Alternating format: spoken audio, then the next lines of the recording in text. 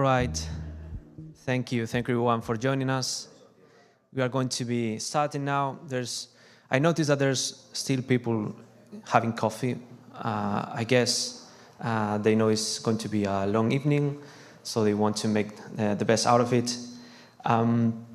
So I'm going to be moderating the event today. So thank you everyone for joining us. I'm Oscar Bernardez. I'm representing FEUGA, which is the Galician Enterprise University Foundation. We are for you throughout the event. If you see a red badge, we will have another two colleagues that unfortunately are running late, but they will arrive, I can assure you. And just as you can always have your agendas in your badges in case you want to check them.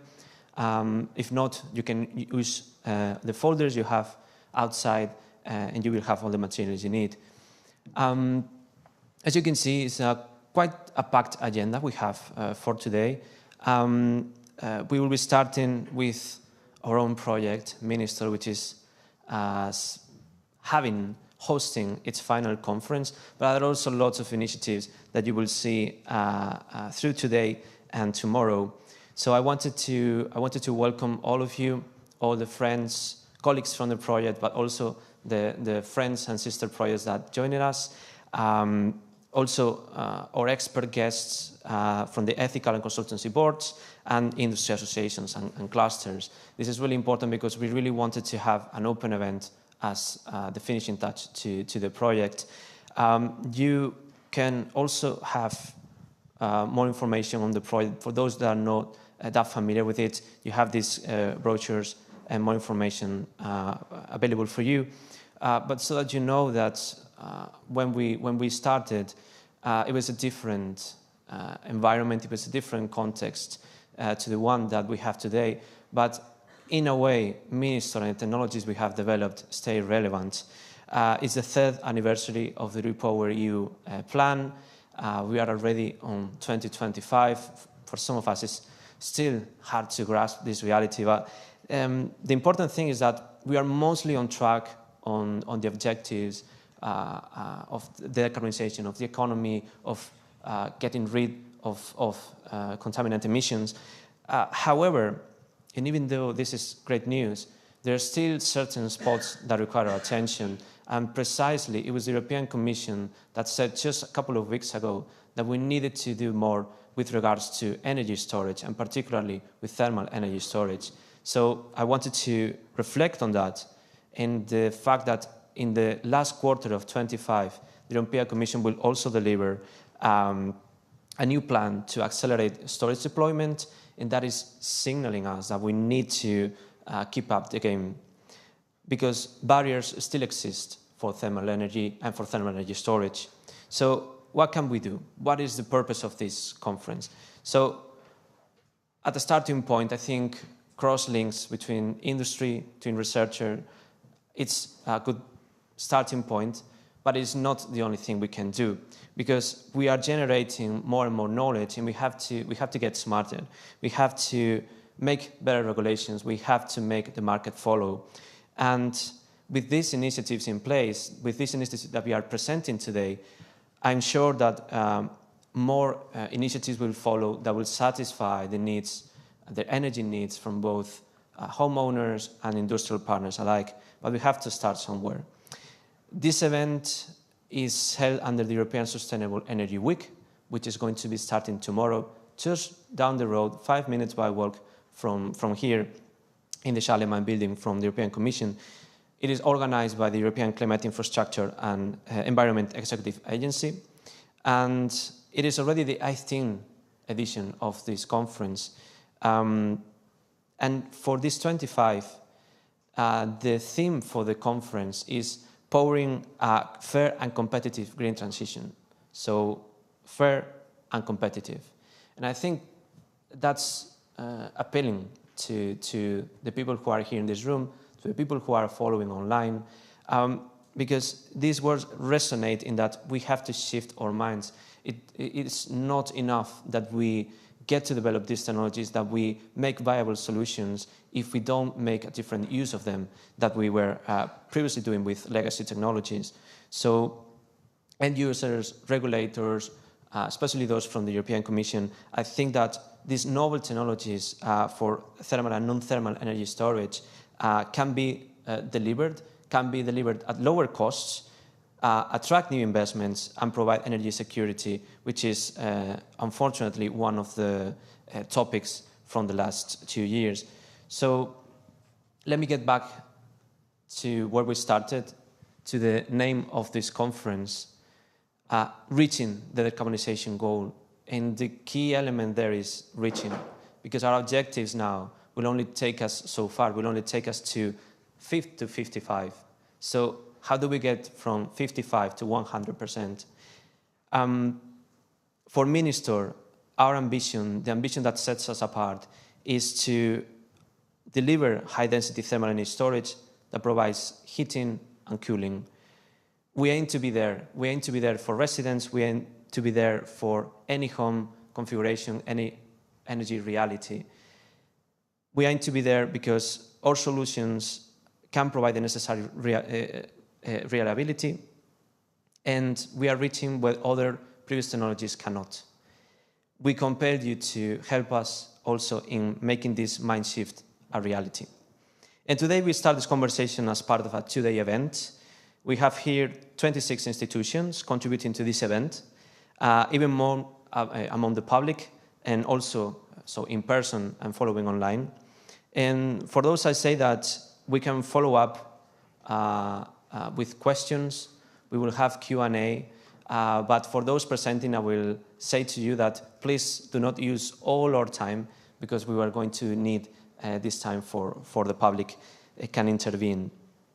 As I said, and just a reminder, you could access your agenda for today with your QR in the badge. So without further ado, I'd like to present the project presentations with our own minister. And it is my pleasure to introduce Carlos Ochoa, our project coordinator and senior researcher at the International Energy Research Center. Carlos, whenever you're ready.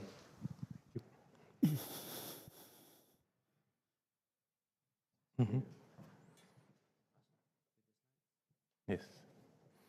Thank you. Thank you, Oscar.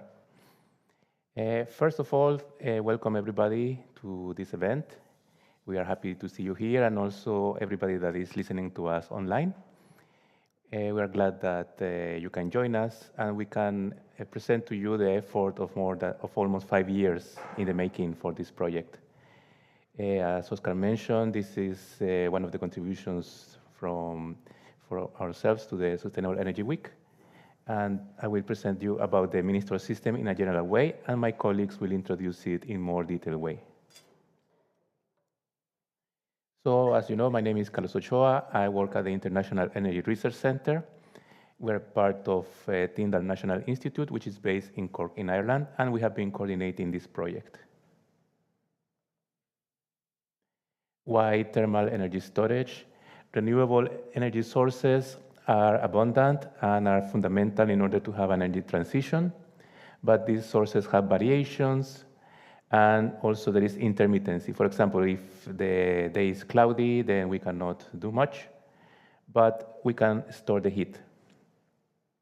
And also we need, in order to have a supply of clean energy, it must be available 100% of the time. What can we do is we can have it thermal energy storage, but this is not simple, because this is usually done with water, but water has inherent physical limitations, so something else must be done. So the Minister project is a Horizon 2020 project, almost finishing, and it's funded by the European Commission with a total budget close to 8 million euro. It has developed a combined high-capacity thermal and electrical storage that leverages the intermittency of solar energy, for example. Then it's an effort from 17 partners, and they are represented here today, and it has been 5 years in the making, and it's demonstrated in 5 locations across Europe. These include Cork in Ireland, Sopron in Hungary, Santiago de Compostela in Spain, Thessaloniki in Greece, as well as Chimeria. As you can see, they are have different characteristics and challenges that have been addressed in the project. The principle of mini-store is that we're exploiting thermochemical energy storage.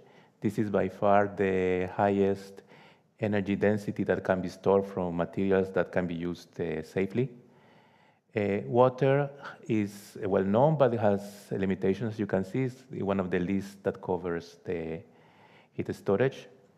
Then we have latent heat storage, which is mostly used phase change materials or PCMs.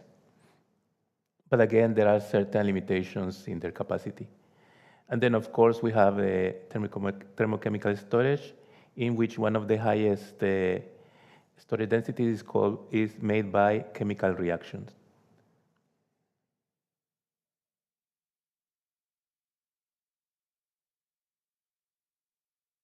And as you can see, this is what I was telling you. The water has certain storage. The organic PCMs are mostly waxes that are being used. And the highest energy storage is reached in this area. Mini-store combines two types of thermal storage.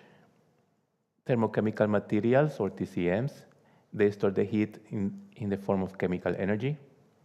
Calcium chloride salts are contained in a sealed vessel and are used for multi-day energy storage of heat and cold. Then phase change materials, they store the energy in the form of latent heat, and they are used in the project to supplement the heating and the cooling storage.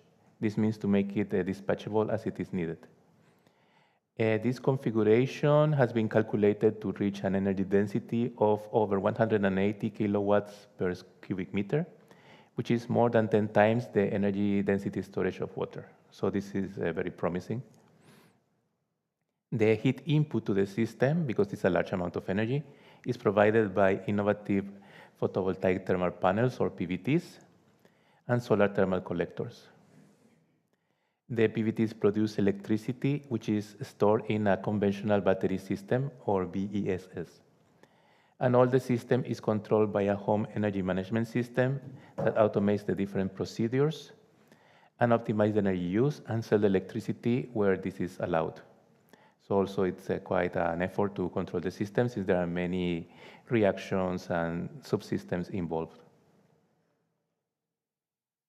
This is the concept, as you can see. The PVTs store the energy, they collect the solar energy. So we have heat and electricity, because they are able to do that. And while the electricity is stored in a conventional battery and distributed to the home, according to grid signals and the home energy management system.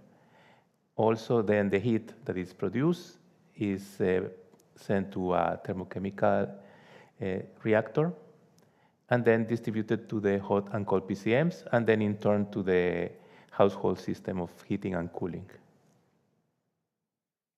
This is the conceptual design. And this is the more detailed diagram that you can see that the hot water, with the same principles, is collected from the thermal photovoltaic PVT panels, and then triggers the thermochemical reaction through heat exchangers.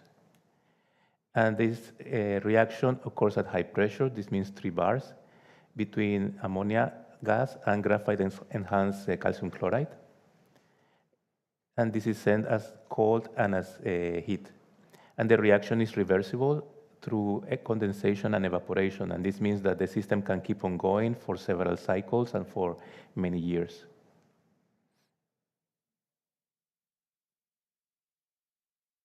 Then the heat is upgraded by a heat pump and placed in the phase change material tanks, and then through heat exchangers is delivered to the actual building, and also for use in domestic hot water.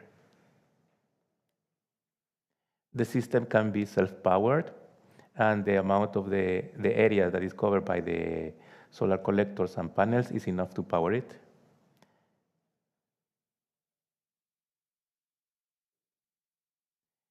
There are several standards that were applied to the system, but the most fundamental is the standard EN 378, since it regulates the placement and the safety measures that must be used by ammonia systems. and requires a dedicated machinery room. A partner Cyclotherm came with a specialized solution, which is compact enough to have all this in a small package. And except for the TCM reactor and the heat pump, all the other elements are off the shelf, which means that they are certified with the mark CE. The TCM reactor has been assembled, tested, and certified in France and was built by partner Sofrigam. Then the TCM reactor was shipped to the partner Cyclotherm in Greece with all the other components assembled by them. And it was certified also by an independent third body and shipped to the demonstration sites that I showed earlier. And the solar fields, the PVT and solar collectors were provided by partner NDEF, and these were built in situ. The system has a home energy management that connects the unit to an Internet of Things platform, and also uses predictive controls that were developed by partner Cartif in order to optimize the energy use and sell the electricity where this is allowed, since in Europe, not in every country this is possible. And also automate the processes for thermal and electrical energy storage according to the preferences and according to the weather that is available. And because the system is also complex, partner CERT developed an interface which is easy to use and provides the user with graphical information on what the system is doing. And here you can see finally some of the photographs. And this is you can see on the upper part what is inside the enclosure that is below. On the far left, you can see the ammonia components, including the TCM reactor, the compressor, etc. And on the center, you can see the controls, the PLC system, the heat pump, and the PCM tanks. Here on the right, you can see the PVT panels for the case of the Spanish demo site, which is a new model that was developed and is much thinner than its predecessor. And below, you can see some views from the front, the back, and the side of the thermal storage unit that was assembled, including its ventilation systems, the batteries, and solar controllers. And these are some views of the prototypes in all the other demo sites. For example, the installation process in Hungary, you can see that it's very compact. This is placed by the partner Woodspring. And you can see that in order to save space, the enclosure is put next to the solar collectors and very close to the household. On the top right, you can see the unit delivery to Ireland. On the bottom left, you can see how it looks like from the side in the demo site in Cork. And also the system was delivered by truck in all the demo sites, except for Ireland that used also a shipping container. So it's very compact, can be placed where this space is available, where you have enough space for the solar field, and blends very well with the environment. Some performance tests were carried out by partner EMI in Hungary, and this is part of the system that is also due to the internal monitoring. And we can see that after the first test of full charging, heat was available for 2.4 days, almost 2.5 days. And at the very end of the test, when several cycles were run, we had the storage of the heat for almost a little bit more than 3 days. So it can be considered that has been quite successful in this regard, that we can have from the heat, we can store it and then have it available and cover several needs of a household. And thank you very much. And also I want to thank all the partners, because without them, this effort wouldn't be possible. So thank you so much.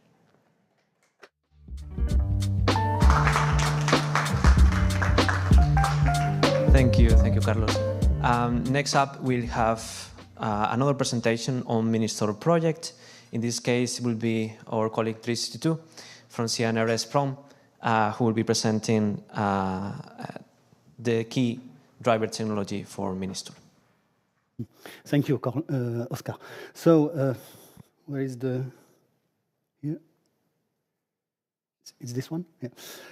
So thank you, Oscar. So I am going to present in detail, more in detail, the main part of the Minister system, which is the storage, the thermochemical storage, the high energy density thermal storage. I am a researcher, senior researcher in CNRS at Promes Laboratory, Processes, Material and Solar Energy in south of France, in Perpignan. And my role in this project was to coordinate the work on the thermochemical processes, the thermochemical storage processes, and to design it, and also to coordinate the building and of the system. So before, as Carlos said, I'm going more in detail the principles of the thermochemical system, thermochemical storage. The principle is based on the coupling of two physico-chemical monovariant processes, that is to say, a liquid phase change of ammonia, for example, in this case, or it could be also water or carbon dioxide. And this liquid phase change is linked to another processes, which is a solid gas reversible reaction.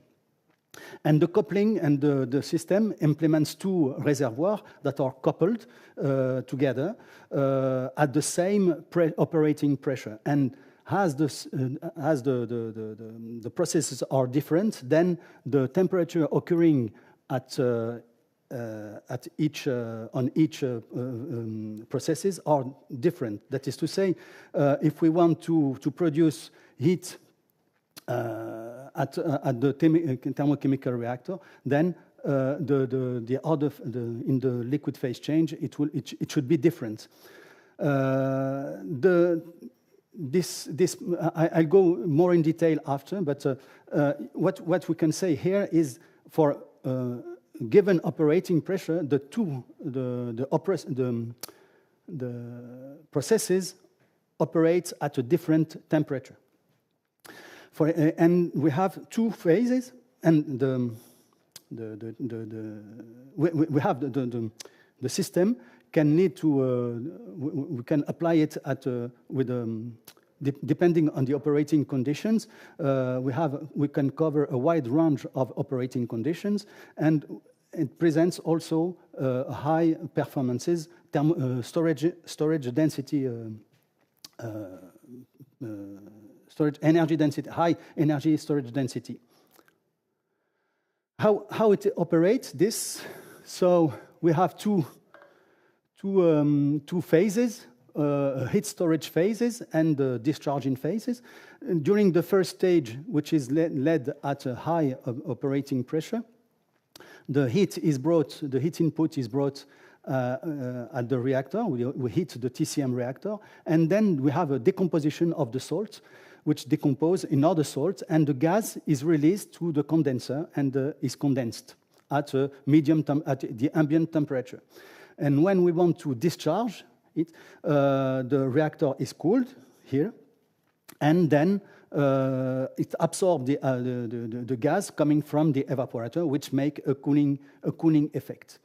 As these two phases are operated at different pressure, then the temperature of the heat input during the storing phases is different than the heat output during the discharge phase. So to solve this, we can implement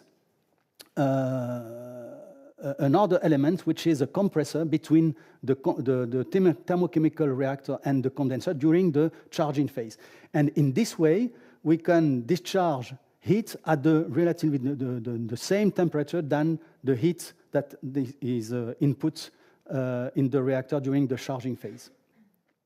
But this is a consuming phase, electricity consuming phase. Okay. Here, we cannot. As you see, during the charging phase, the heat is brought at a lower temperature, and the reactor is operated at a lower operating pressure than the condenser. Here we have fixed a compressor ratio of about 5 to 6. In this way, we can bring heat for the mini-store system. We can bring, for the calcium chloride system, we can bring heat at 60-65 degrees and release and recover the heat at the same temperatures, that is to say at 60-65 degrees. So in the mini-store system, we have implemented this concept, and during the summer, the solar heat supplied by solar collector at 60-65 degrees enabled the decomposition of the calcium chloride, and the gas that is released from the thermochemical is compressed at a higher pressure in order to be condensed at 88 degrees. This heat is recovered by a conventional heat pump to 60-65 degrees and release it to cover the heating needs of the buildings. During the discharge phase of the system, we don't consume any electricity, and then the system absorbs heat from the outdoors at -5 to 10 degrees, for example, and the ammonia that is evaporated in the evaporator is absorbed by the thermochemical reactor and produce exothermic heat that is used to cover the heating needs. In such system, we can have a very high energy storage density, more than 200 kilowatt-hour per cubic meter of composite TCM material. And if we consider the different efficiency ratio, we have an overall system efficiency of more than 1.4. Heat storage efficiency, that is to say, the heat that is produced by the system divided by the heat that is brought by the solar field, is about nearly 1.9, and the heat pumping efficiency, that is to say, the heat that is produced in comparison to the electricity that is consumed by the system, the whole electricity consumed by the system in the TCM unit and the heat pump convention is about 5.1. That is to say, it's more than conventional heat pumps. And also, this is during the summer operating phase, and during the winter, this is the winter phase, the winter storage. And during the summer phase, we have a cold storage application. That is to say, the system can provide also a cooling effect by using the heat provided at 60-65 degrees by the solar collectors. And in this way, we can produce approximately a COP of 3.6 of cooling efficiency from the system. So this TCM unit has been implemented with the different elements. We have here the thermochemical reactor, which is coupled to the condenser during the charging phase and to the evaporator during the discharging phase. We can see here the schematic of the TCM reactor tubes, which is filled with a composite reactive medium with the salt with some graphite to enhance its properties, to transfer thermal and mass transfer coefficients. And this is the two phase. We have during the charging phase the salt, which is fully charged with ammonia. That is to say, it is in a fully absorbed state with 8 mole of ammonia. With the heat that is brought to the reactor, it decomposes into 4 moles, and the ammonia that is produced is compressed and condensed into the condenser. And the heat that is provided by the condenser is then upgraded by the conventional heat pump from the evaporator. And during the discharging phase, then we have this is a non-consuming phase, autonomous, it's an autonomous phases. The heat that is brought to the evaporator enable the evaporation of the ammonia, which is absorbed by the reactor, and the reactor produce heat of reaction that is stored into hot PCM storage. We can see here now the building of the different parts of the system. Here we have the TCM material, which is a composite compound made of calcium chloride with graphite. We have in the TCM reactor approximately 41 kilogram of material, which represent approximately a volume of 82 liters. And all the system can cycle approximately 25 kilogram of ammonia per cycle. This led to a storage energy density. The maximum storage density is about 256 kilowatt-hour per cubic meter of TCM material, and a cooling storage density of approximately 100 kilowatt-hour per cubic meter. Then the composite material is inserted into 7 TCM reactor tubes that are placed into a TCM reactor and insulated. And here we have the whole TCM storage unit made with the TCM reactor here. The compressor from Frigopol, the smallest one, the smallest model of Frigopol, and this compressor was oversized for the system. It was approximately 3 to 5 kilowatt of power, and it was oversized for the applications. And we have the different parts of the system here. This system has been placed into, as Carlos said before, has been placed into a ready-to-connect containerized solution. The TCM unit is separated in this container. And all the container is placed outside the building because of the ammonia-related safety, and the system as the system store approximately 20 kilograms of ammonia. This concept is currently being demonstrated in 5 different European climatic conditions, 2 in Greece, 1 in Spain, 1 in Hungary, and 1 in Ireland, as Carlos said before. So in conclusion, during this project, an innovative thermal storage concept has been developed and tested in the Minister framework, which has a strong potential for renewable energy integration in residential sector. We have developed a new concept of also a compressor-assisted thermochemical storage process with a high energy density, approximately 200 to 250 kilowatt-hour of heat can be stored into 1 cubic meter of TCM material, which represent approximately more than 10 times storage density of water and approximately 4 times of common PCM energy storage.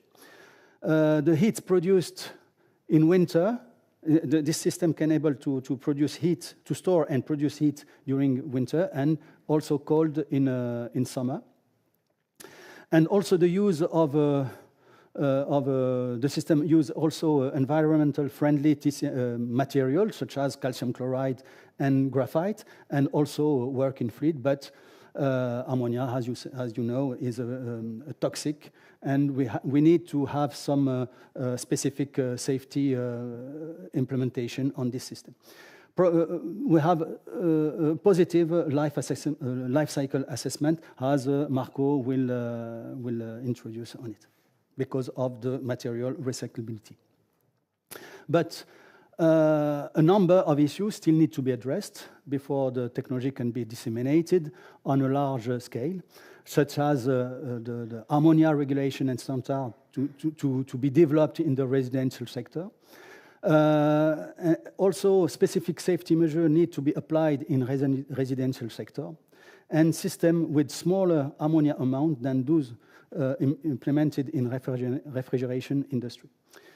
We are limited in such a system. We have limited in the storage capacity, as we have a limited ammonia amount that can be implemented into the system. One approximately for French regulation, we don't have to have more than 150 kilograms of ammonia in the system.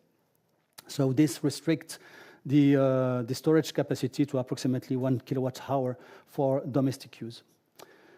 And also, the last thing is that there is still a lack of directive related to ammonia-based TCM storage systems, such as this one, and this need to be developed. So, thank you for your attention. So I can respond to your question if you want. Yes, thank you, Dries. We're doing really well with time. So if you want to ask a quick question, please raise your hand anytime when we finish the presentations. I will now give the floor to another colleague of Minister, George. Can you join us? George Martinopoulos, sorry, is going to give us an overview of the system complementary to what you have seen so far. So anytime you like. So, good evening from myself as well. My name is George Martinopoulos. I'm an associate professor at the Metros Marine Academy in Thessaloniki, and also a senior researcher, associate researcher at the Center for Research and Technology in the Chemical Process and Energy Resources Institute, one of the two institutes that collaborate in Ministor. I'm going to provide a brief presentation regarding the performance of Ministor under diverse climatic conditions. But before that, I would also like to thank my colleagues, Mr. Zisopoulos, Mr. Nesiades, and Dr. Tsiboukis, who also helped a lot during these 5 years, especially Thanasis, who was first in my shoes here. Dries knows better than me. At CERT, we started with the initial dimensioning of the system, so we were going hand by hand, mostly with Dries and along the other partners. And then we had the pleasure of hosting the first pre-demo site. So most of the issues that have been described by Carlos and Dries, we were very happy to be the first to enjoy them. But we were able to find solutions with the help of all the partners, and provide the proof of concept for Minister, which was at least to my understanding, the basic goal of the project, one of the basic goals of the project. And I will not bore you with a lot of details regarding the reasons that we had Minister. These were covered from all previous colleagues. But in general, we know that at the start of the project, the building sector throughout Europe is an energy sinkhole. It has a lot of buildings that have been around for 50 or 60 years. They are mostly uninsulated, and there is a lot of heating and cooling demand with variety depending on the location of the building. And one of the main ways in order to reduce energy consumption and help with energy security in Europe, which in the last couple of years has a highly significance, is to try and utilize, first of all, renewable energy sources, but tackling the intermittency that we know that is the main issue for the use throughout the day. And this was initially the concept behind Minister, meaning to utilize new technological solutions like thermochemical materials that have high storage capacity. Do that in a way that will not break the bank. We had to find a solution that would have costs in the same range with sensible storage heating, water tanks in general, overcome issues, just like my colleague said, regarding the lack of regulations. It's not that we had the problems adhering to regulations, but there weren't any regulations regarding the use of ammonia, more specifically in the built environment. And of course, at the same time, provide a solution that would be not only technically feasible or economically viable, but something that, let's say, a customer would like to have in his house. Because when we are talking about the industrial sector, things are easier. When we are talking about the residential sector, you have to overcome fears, issues, and of course, the logic that, okay, what is the usual technology that everyone uses? This is what I'm going to use as well. That was the main drive towards the overall idea behind Ministor, to develop a compact residential thermal storage which was based on thermochemical materials. And the three different storage technologies that Carlos provided in his initial presentation have been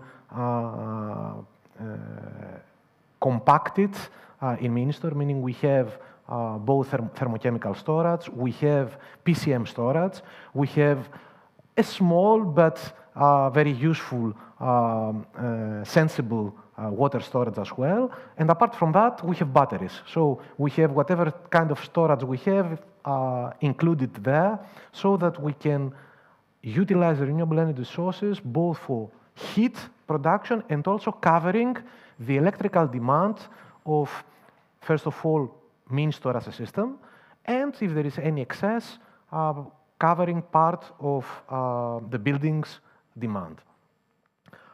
Here we can see the overview of Ministor.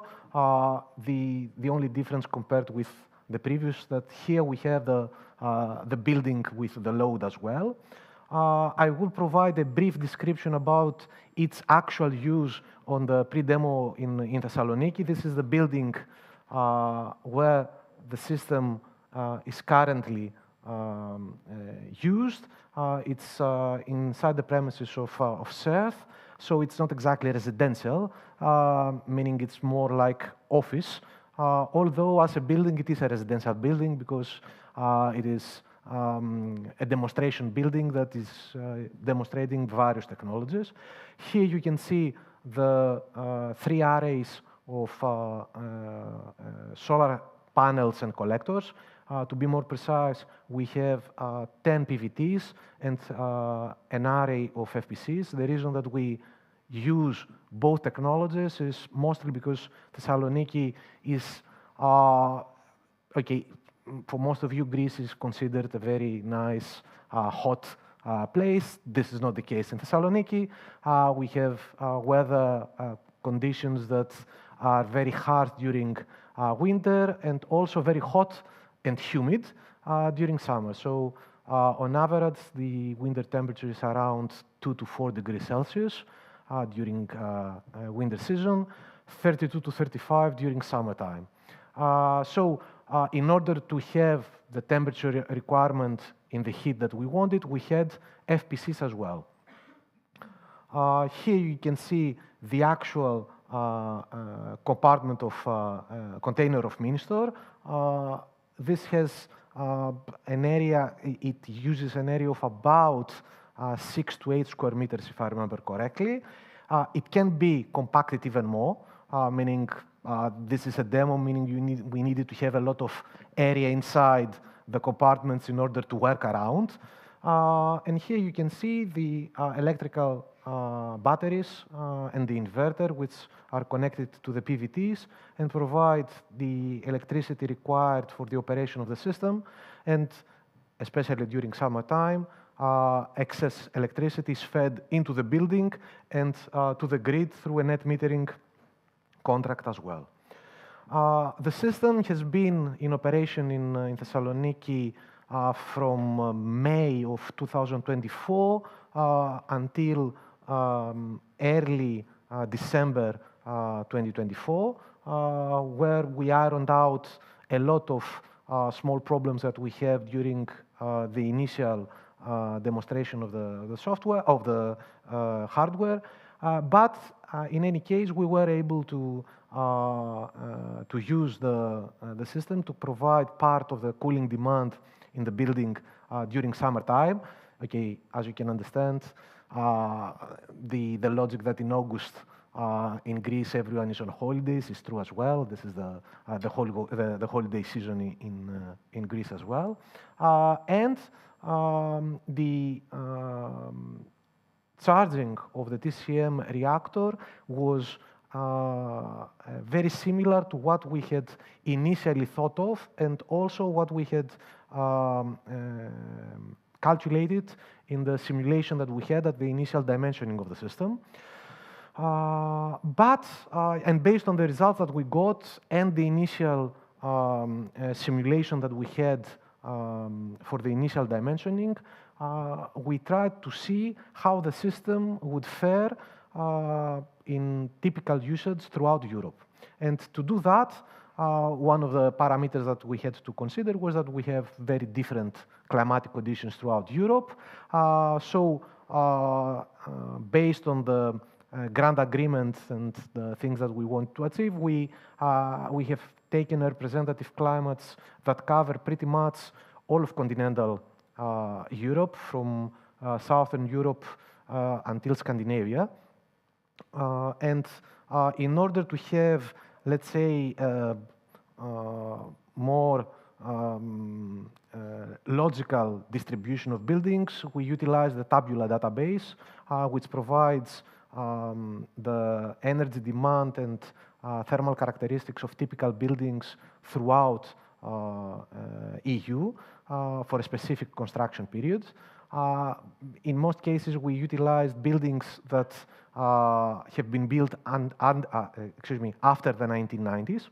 And for the analysis, we utilized specific time periods during winter time and during summertime in order to see what part of the heating load and the cooling load the system would be able to cover based on the typical cycle of charge and discharge of the TCM storage and the whole mini-store system. The simulation was based on the initial simulation for the system based on Aspen Plus and MATLAB. And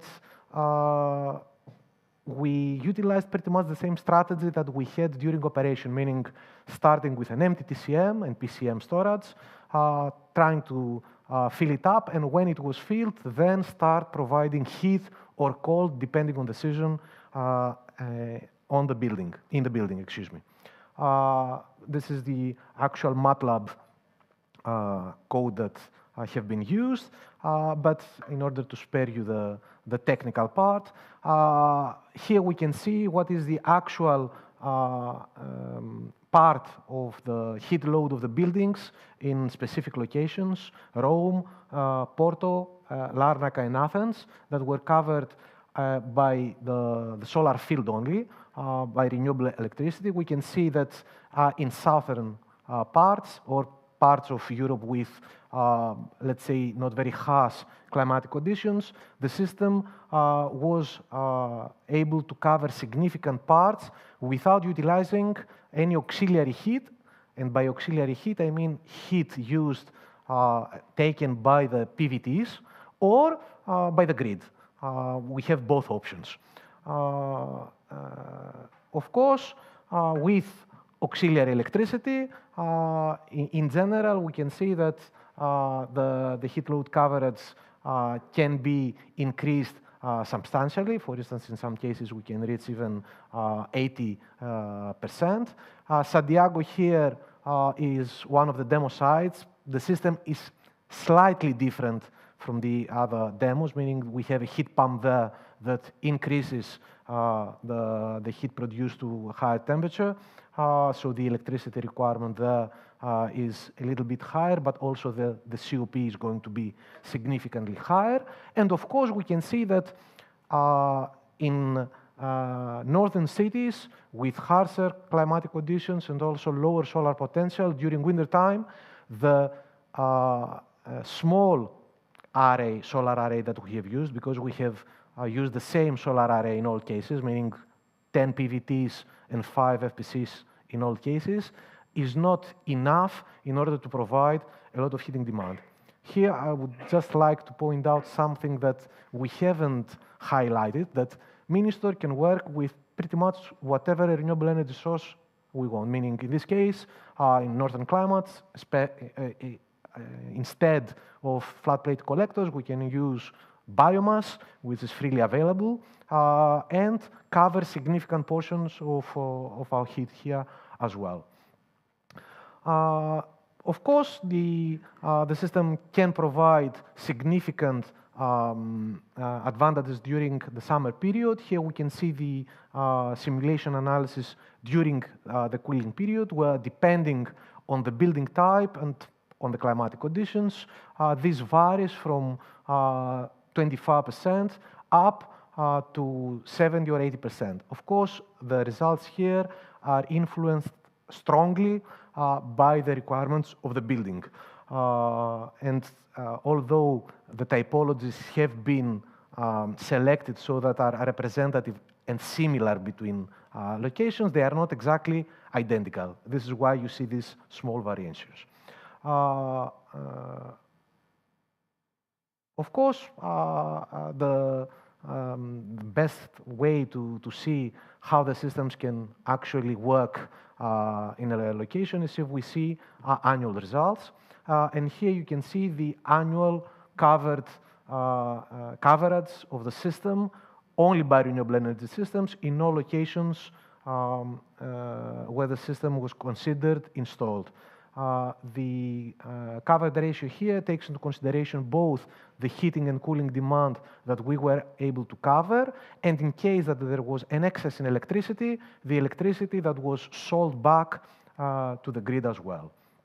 So we can see that the worst case scenario is, as one might have thought, in Norway, Bergen with 32%, but we have many locations with coverage more than 60%, giving us an idea that the system can indeed provide solutions in most climatic conditions.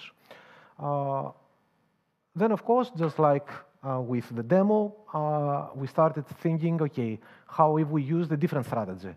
Meaning, instead of waiting for the system to fill the storage tanks and then cover our demands, if we consider that the system has worked for a period of 1 month, 2 months, and then we have the simulation, meaning we start with a filled storage tank. In this case, we have, as someone could expect, significant increase in the coverage, which means that in pre-installed systems, the usual coverage that we might expect is going to be significantly higher. In some cases, we might even be able to cover 100% of our total demand. Concluding, I think that these 5 years, with their ups and downs, we're able to, at the end, exhibit that there is a strong potential for renewable energy integration in residential buildings through the use of Ministor.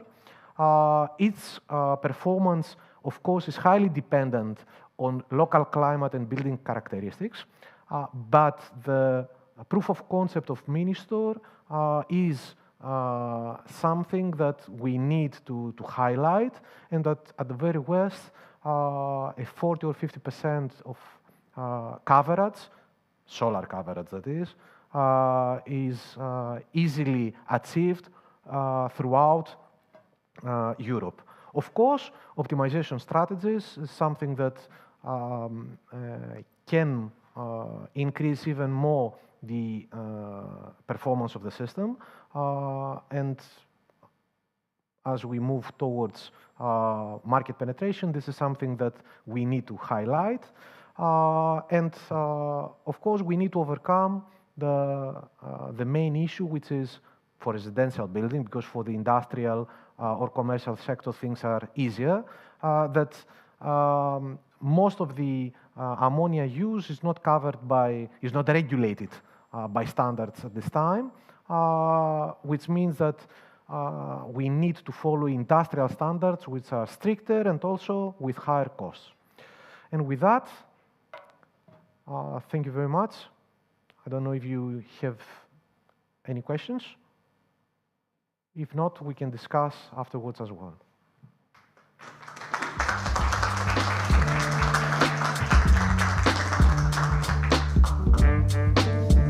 Thank you, George. So how does this translate into market solutions? What is the business plan for Ministor? For that, we have Marco Rocchetti from R2N to present the Ministor business model. Thank you very much. So thank you very much for the partner that presented the Ministor until now. So my name is Marco Rocchetti. I'm a project manager from R2M Solution.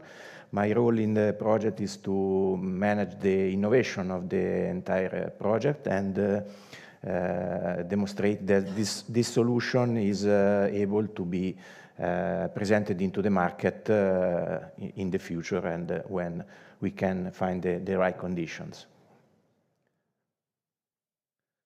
In this part of the presentation, we will see some innovation impacts. We will underline some policies that can work as a drivers for the Ministor solution. We will present the value proposition and the business model that is necessary to put in place the Ministor solution, and then at the end we will present some economical assessment in order to calculate if these costs are sustainable for the residential application. So, it's important to note that Ministor starts from some needs, so some needs that are present in the residential sector. So the residential sector followed several directives in the last decades, in particular the Energy Performance and Building Directive that regulate the energy consumption in the residential buildings. This regulation started to underline that we need to use different technologies. For example, some technology that can store not only electrical energy as a lithium battery or other kind of electrical solution, but we need to work in the same way for the thermal energies, because we need to enable energy flexibility not only for the electrical energy, but for the thermal energy. So it means that we have to think to enable sector coupling. Sector coupling, that is the direction that we are following for create smart district, for connect district heating and cooling networks, and in order to be able to integrate more renewable energy in the residential sector, we need to follow this approach. So Ministor is a technology that can help to reach this target. At the beginning, we have seen that Ministor put some targets in the 5 years of works. We would like to reduce greenhouse gas emission. We want to contribute to energy savings, so it means we worked to reduce the energy not from the building side, because obviously we are working on the system, but in order to integrate more renewable energy into the residential sector. We want to increase the efficiency, reducing the inefficiency of some systems that are currently used in the residential sector, and all this point reflects to are reflected in the life of buildings, also in terms of added value for the houses, for the residential sector. The key innovations of Ministore obviously are the small surface that we are able to use with these technologies because Ministore is a compact and integrated thermal storages.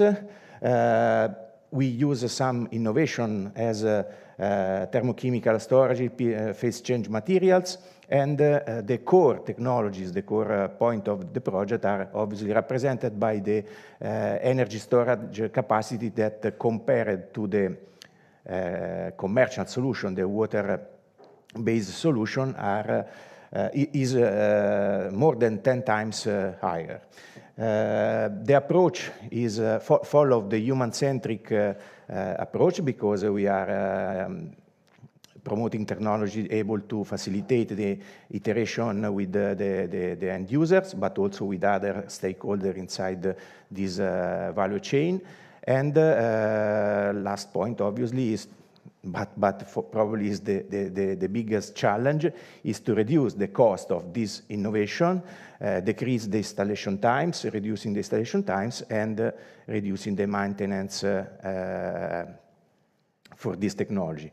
The strategy is to implement a circular business approach that can maintain in contact the end user with the technology provider. In general, we in output of Ministore we can see 19 exploitable results, so 19 products or services that can be used in different research activities, so we can be used by the owners. We can see that 42% of the exploitable result can be considered product, so it means that can be presented into the market. All those 19 exploitable results reach the TRL 9, that is the objective of Ministore from the beginning. And from this list, we have selected 5 key exploitable results that are, so it means that they are, I don't want to say more important than others, but are more near to the market. So they need less efforts to reach the market than the others. In details, I would like to start from the second key exploitable result. We can see the energy management system, that is the system that will manage the Ministore thermochemical storage produced by Cartif with the collaboration of CERT and HSLU. The novel PVT system owned by NDF, the thermochemical unit produced by CNRS, engineered by CNRS and produced by Psychotherm and Sofrigam. And last point, the visual interface, that is the connection point with the end user. So the platform where we can set the parameters and we can manage the energy from the system. Now it's time to present the key exploitable result number 1 that represent the Ministore compact energy storage. It means that this is the solution for the residential application. This solution consider all the key exploitable result presented here in a synergic way. So if you want to use for your home, for your residential sector, your villa or where you prefer, the system, we have to consider these key exploitable results. So the connection, the storages, the management system, the RES that produce the energy during the winter and cooling periods, and other technology that we will see in the next slides. Some details about the innovation. Here you can see that, as presented by my colleagues, the Ministore solution is, in this way, is considered an integrated system because it's not only a heating or cooling system. It is able to cover all the energetic needs of a residential house in terms of heating, cooling, we can store some electricity, probably not for the entire energetic loads, but for the use, the electrical use of the mini-store system. We can create an interaction with the grids, because we can participate in demand response market. We can collaborate with the energy aggregator, so we are able to participate in flexibility market. That this is another added value that mini-store can provide. Here you can see some details about the energy management system. This is able to analyze the heating and the grid constraint. So it managed in a dynamic way the energy from the grids, from the renewable energy system, and as I can say, putting in balance with the energy that is required in the buildings. The PVT collectors that here are presented in the two different models, the unglazed model EcoVolt and the glazed model EcoMesh. One able to optimize thermal energy, and the second one able to optimize the electricity production. Here you can see some innovation that has been demonstrated during the mini-store project. The thermochemical unit that represent obviously the core of the project, so the heart of the project. It's important because it is a technology that can provide chemical stability, long-term reliability. This is a technology that can be charged and discharged several times without degradation, and because it needs a minimal maintenance during the lifespan. So this is obviously the technology that created the added value for the mini-store solution. And at the end, we can see here the platform that represents the iteration with end user. It is important because in this way, the end user has the knowledge about the consumption, and can create an interaction following the real needs of not only of the house, but what he wants to have as in terms of thermal comfort, and also considering the economic impact of the yearly cost. This is, I want to present now a driver for the approach that we have presented for mini-store, to put in place the mini-store system into the market. It's important because we would like to follow a circular economic approach, and this approach need to maintain the contact between the producer and the user, not only in the production and on the selling steps, but until the end of life of the technology. This is important because the standard producer responsibility, it's a policy already in place for some technologies, for example, for batteries, for PV system, and it extend the responsibility to the producer until the end of life. This is important because this approach promote the recycling process, promote the reuse of not only the technology, but also some materials that can be reused when the system reach the end of life. So this is very important because it created an added value for the mini-store value chain. This concept is well represented in this picture. For example, you can see the step number 1, the step number 2 that are the common relationship between technology producer and the end users.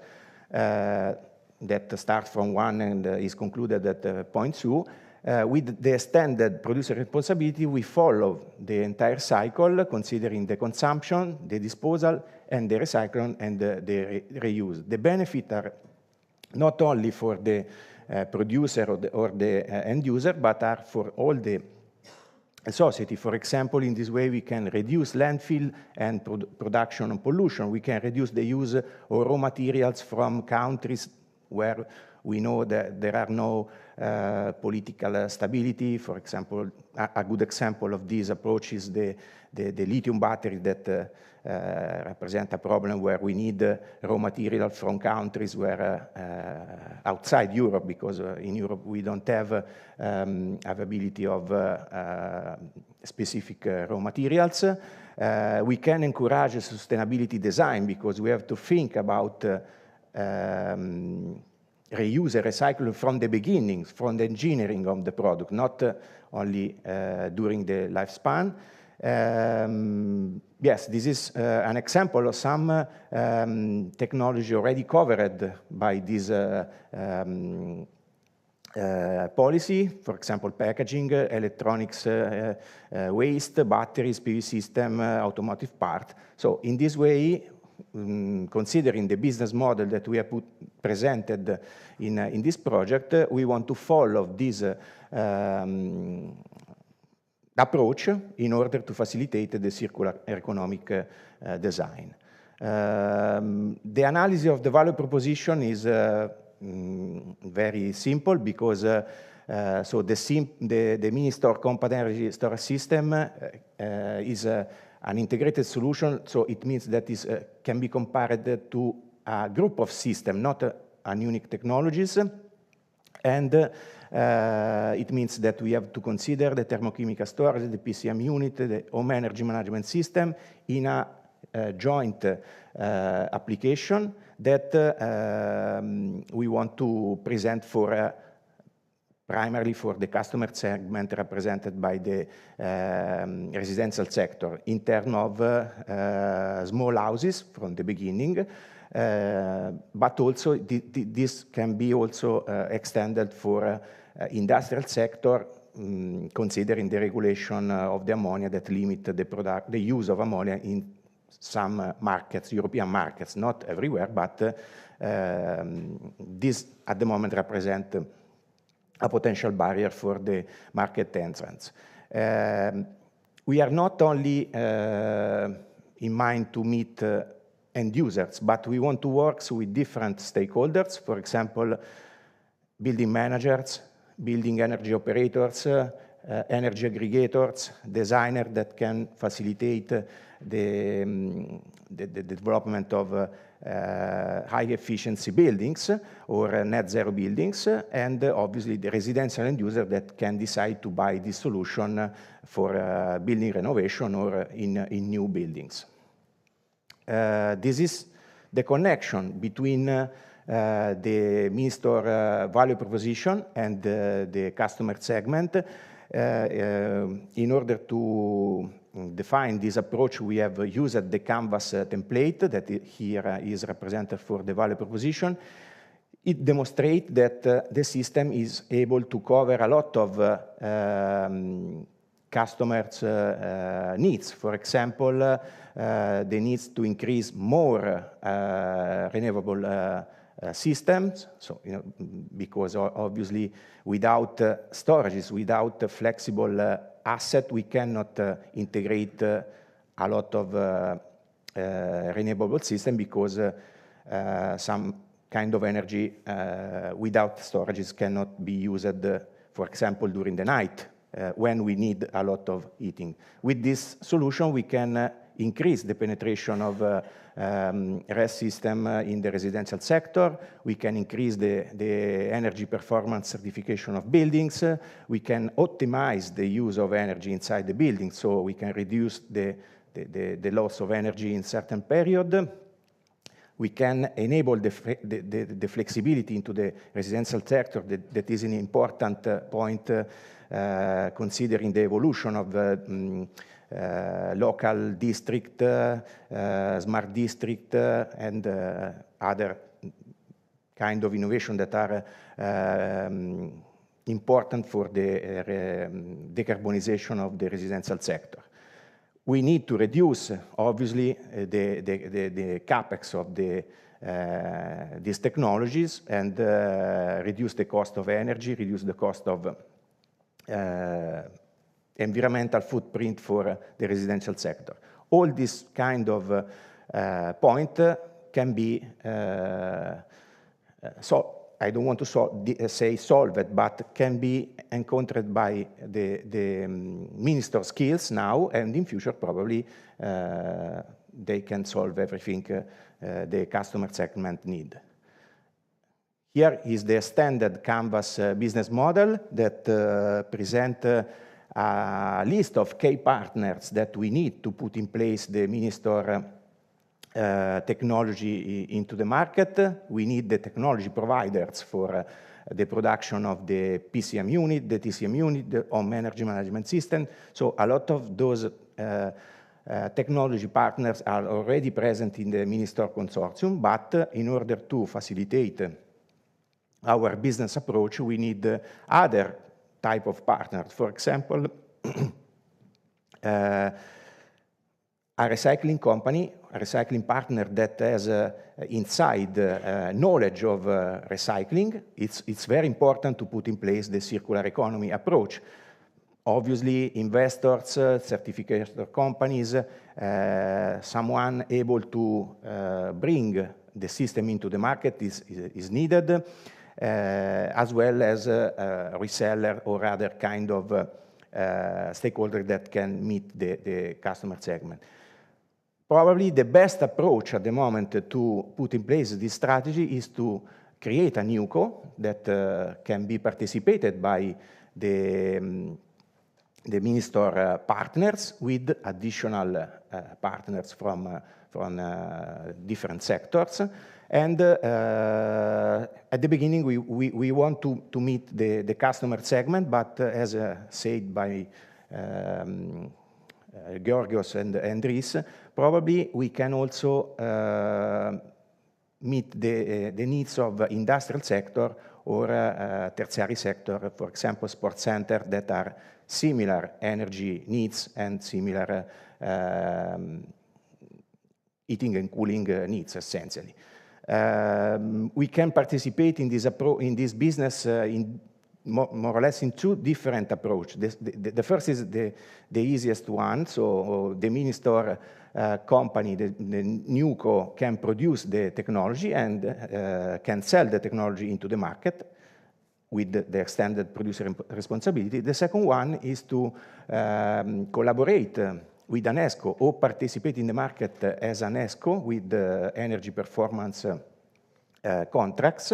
It means that we participate in the initial investment, and we can collect the benefit in form of percentage of the energy reduction or the benefit that can be generated by the flexibility, the participation in the demand response programs, etc. So a lot of possibility that we have now evaluated, but obviously we cannot calculate because the flexibility market is open, is very different in the European countries, but it's a right direction where we can move.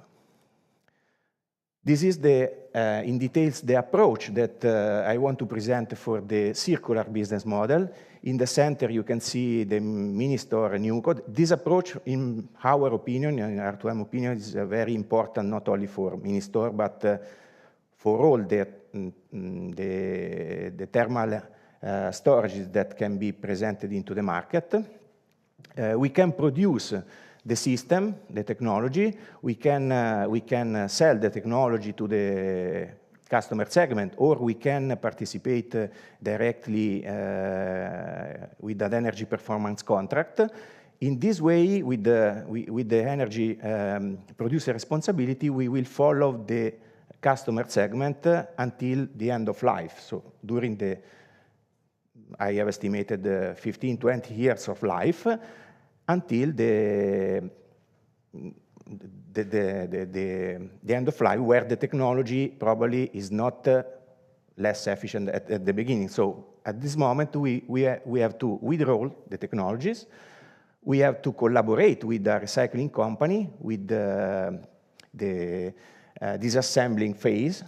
In this situation, we can have some components that can be reused in a second life approach, or we can use the raw material generated by the disassembling phase, generating new technologies. New technologies not only for the mini store, but also for other industrial sector. For example, the glass that is used here for the PV system can be used for windows or other kind of technology. So similar approach that can be generated joint collaboration. This is the circular economic business model that can maintain mini store into the market. Some information about the market, elaborated by my colleagues in R2M. We want to bring this technology into the market because we have seen that there is a lot of interest in the thermal energy storage, not only for residential application, but also for different sectors, for industrial, tertiary buildings, etc. We have seen that during the last 10 years, we have seen an interesting increase of request of thermal energy storages, and probably new technology can facilitate the market growth. For example, the use of thermochemical storages can facilitate the market. Here we have followed the sum approach that calculated at the beginning the global thermal energy store market. That is the entire market for the thermal energy storages. The second point is the analysis of the global thermochemical energy storage market, and the last point is the applicability in the residential sector. Some information that I have already presented. So the Europe represents in this moment a leader for the thermo energy storages market with more or less 35% of share. The Renewable Energy Directive that is now arrived in NZEB building directive promote this approach. So it's an opportunity for us and for the company that promoting this kind of technologies. The integration of renewable energy solution is another driver that can facilitate the market of thermal energy storages, and so other kind of driver are obviously the energy prices that are changing every year, and so everything represents an opportunity for the test solution into the market. We are near the conclusion of my analysis with probably the most interesting part of the approach that we have done at the end of the project. It's important to underline that Mini-Store is now at TRL 7, so we are not into the market. We need to reach TRL 9. Probably we need to follow, to work in a lot of important things. First of all, the price of the technology. The price of technology at the moment is calculating only for prototype that we have applied in a different climatic zone. It means that Mini-Store can follow a tailored approach. We have not a unique solution. We have a tailored approach, solution that can be designed for the building needs. In this way, we can have more PV, more PVT, more flat plate collectors. We can have an additional heat pumps, etc. So we don't have a unique cost, but considering the 5 prototype, we have seen that the cost for the prototype are more or less from 150,000 €150,000. That obviously is not comparable with a gas boiler or a heat pump, because this technology is not yet at TRL 9. So we need to have optimization that can be done, for example, considering some costs that are not needed in a real residential application, but we have considered in our project because we are considering prototyping. Another example, for probably the most important example, are represented by the cost of the lithium batteries or the PVC, the photovoltaic panels. If we take in consideration that 20 years ago, the photovoltaic panel cost was more or less 10 times the actual cost, we can see that probably if we imagine the same reduction in the mini store technology, we can compare with a good heat pump solution. So the scope of this last point, this analysis, is to demonstrate that the system can be proposed to the residential sector, and we have calculated, following the calculation of from CERT, we have calculated the cost that can be sustainable for the residential sector. At the moment, we don't have a real cost, market cost. We have an estimation done considering the time of return that can be accepted in the residential sector and the current competitors' technology prices. Here you can see in details the cost that we have calculated for the prototype in Santiago de Compostela, but a lot of cost probably can be reduced. Here you can see an estimation. So in the right column, you can see our estimation for the reduction. A lot of technology, for example, the container, that is an interesting part of the cost, can be avoided because if we compare the same integration with the new houses with a technical room, probably we don't need to buy a container. At the same time, the PVT panels can be optimized because we have seen that in some situations we have a system that is oversizing. Other technologies can be reduced because, for example, the TCM reduction can be reduced because we need to improve this technology. We have to optimize the industrialization if we want to meet the market, and probably the cost sustained today for a home, as I can say, homemade technology is different from than the same that can be industrialized. So there are a lot of possibilities to reduce the cost, obviously considered some technologies that cannot be reduced because come from the market. For example, here the PCM technology, the inverter, the electrical energy storage system comes from the market, so it doesn't depend from mini-store, depends from the market.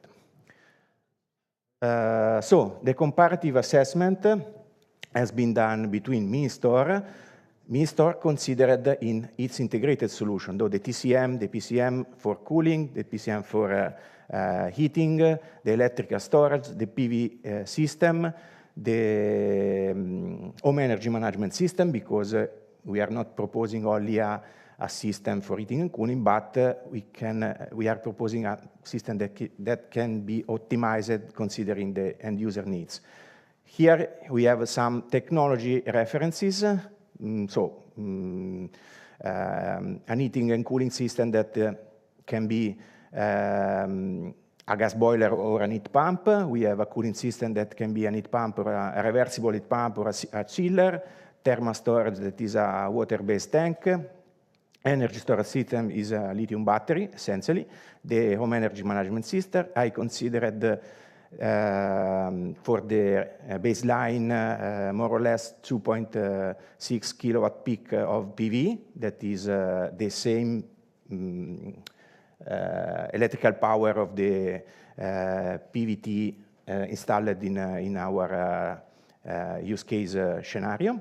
And the grid inverter, because we cannot work off-grid in a lot of countries.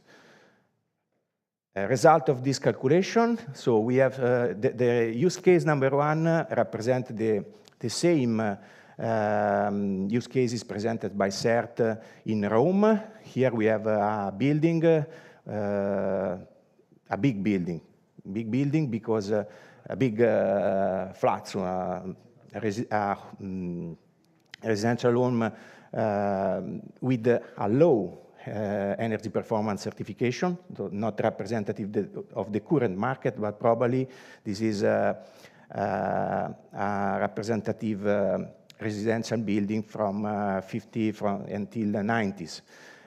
We have the heating demand, the cooling demand. I have considered the system, the heating provided by a gas boiler, and with a not efficient regulation represented by a gas boiler regulation. I have considered mini store with the same configuration of the prototype in Santiago de Compostela, so with an additional heat pumps in order to cover all the heating during the year. And I have considered real cost for natural gas and electricity considered with the tax. So tax included, because if we pay energy, we pay also a lot of tax. And from the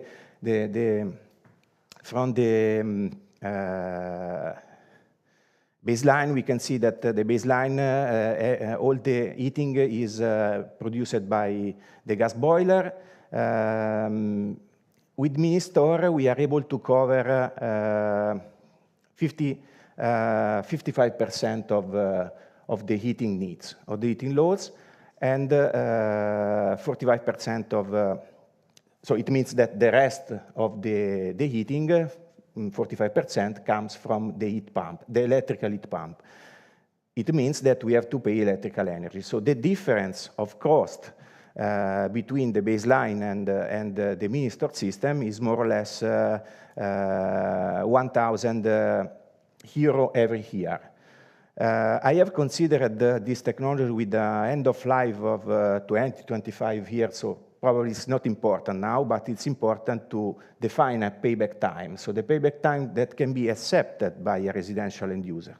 Probably it is more or less the same of the end of life of a gas boiler, that in such situation can be 10 years, 20 years. So more or less a good gas boiler can work for 15 years with a good efficiency. So it means that we can accept an additional cost of more or less 15,000 here. In terms of mini-store evaluation, so if we consider the baseline cost represented by all the technology that is needed to provide the same benefits of mini-store, that is more or less 21,000 here, we can think that the residential sector in this use case that more or less can represent a building retrofitting scenario. They can accept a market price of 36 more or less thousand euro. That probably it's a good value considering our assessment for the reduction of cost of mini-store. It's more interesting to see the use case in number 2. These data are more or less the same data of, is not Rome City, but is the same climatic condition. This is a new building. The cost and the heating demand are real heating demand from 1 year ago construction in high energy performance certification. That is the the less rating that so the rating that you have to reach if you want to build a new house in Italy, we can see that the reference area, first of all, is less than the beginning because the market is moving to smaller solution. So we cannot see new building of less than 150 square meter. The heating demand obviously is very reduced from the use case number 1. It represents that we have, it is representative of the energy performance certification, but we have more needs of cooling because the climatic condition is moving to a longer period of cooling. I have considered the same prices for the electricity, the same efficiency of the mini-store heat pump, but it's important to note that the cost of the reference scenario in these use cases is more or less 28,000 euros. This is real cost, not simulated. So it means with the same approach, I have considered that with this building, with this heating and cooling demand, probably mini-store can support 100% of heating, but also 100% of cooling. So it means that we are approaching the near zero buildings. So the approach is this one. The heating cost, obviously, for the baseline is reduced because the efficiency of this house in terms of energy consumption, but also of system is better than the use case 1. But we have seen that probably we can reduce the energetic heating and cooling cost more or less with 100 euro every year. The additional cost that can be accepted into the market is more or less the same. So we can accept a mini-store cost near 35,000 euros. That is very similar to the first use case, but this approach is more representative of the market because it's important note that the cost of the reference technology is very close to the cost of mini-store. So if you have to choose from the mini-store solution and the gas boiler, probably there are a lot of difference at the beginning of CapEx. But now it's not possible if you want to buy a new house. You have to buy an heat pump, you have to buy a reversible heat pump, an energy storage system. You have to buy a lot of technologies that that is needed now in order to reach the energy performance certificate. So probably it is a good choice because you have not to pay a lot for have a system that can provide self-sufficiency, but can also enable a lot of benefit that I have not calculated here. For example, I have not calculated the impact of the exceed of energy produced by the PV system. I have not calculated the flexibility, the value of the flexibility in terms of not only flexibility into the building, but also with the local community. For example, you can share your flexibility with another house near your. You can enable flexibility with the demand response strategy. So a lot of benefit that at the moment is very difficult to be estimated in terms of economy. So in conclusion, the mini-store system in 6 years of work demonstrated that a lot of innovation has been generated. We have demonstrated that we can do it in a circular approach that is probably the way that the European Commission prefer for new technologies. We have demonstrated that the economic assessment probably is aligned with other similar technologies because working in other European projects, I've seen that innovative technology at the beginning have a lot of capex cost, but we have in Ministore a lot of possibility to reduce this cost. So probably the last point that I want to underline is a driver that can be used to facilitate the cost reduction that is represented by the analysis of other customer segment. Probably industrial sector can accept at this moment this level of technology cost that probably at the moment and facilitate the cost reduction that probably is not in the next years available for the residential sector. That's all.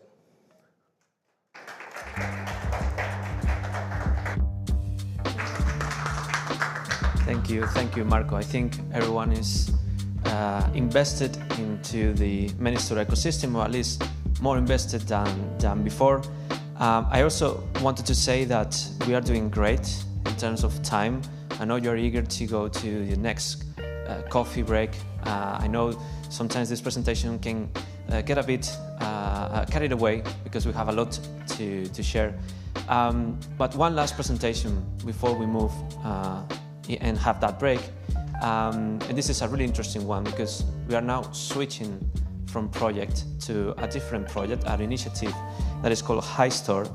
We already collaborated with HiStore before, so it is really a pleasure for us to welcome Dr. Adamantios Vampoulas from University College Dublin. He will be presenting HiStore. So warm welcome for him. The floor is yours. Thank you, Oscar.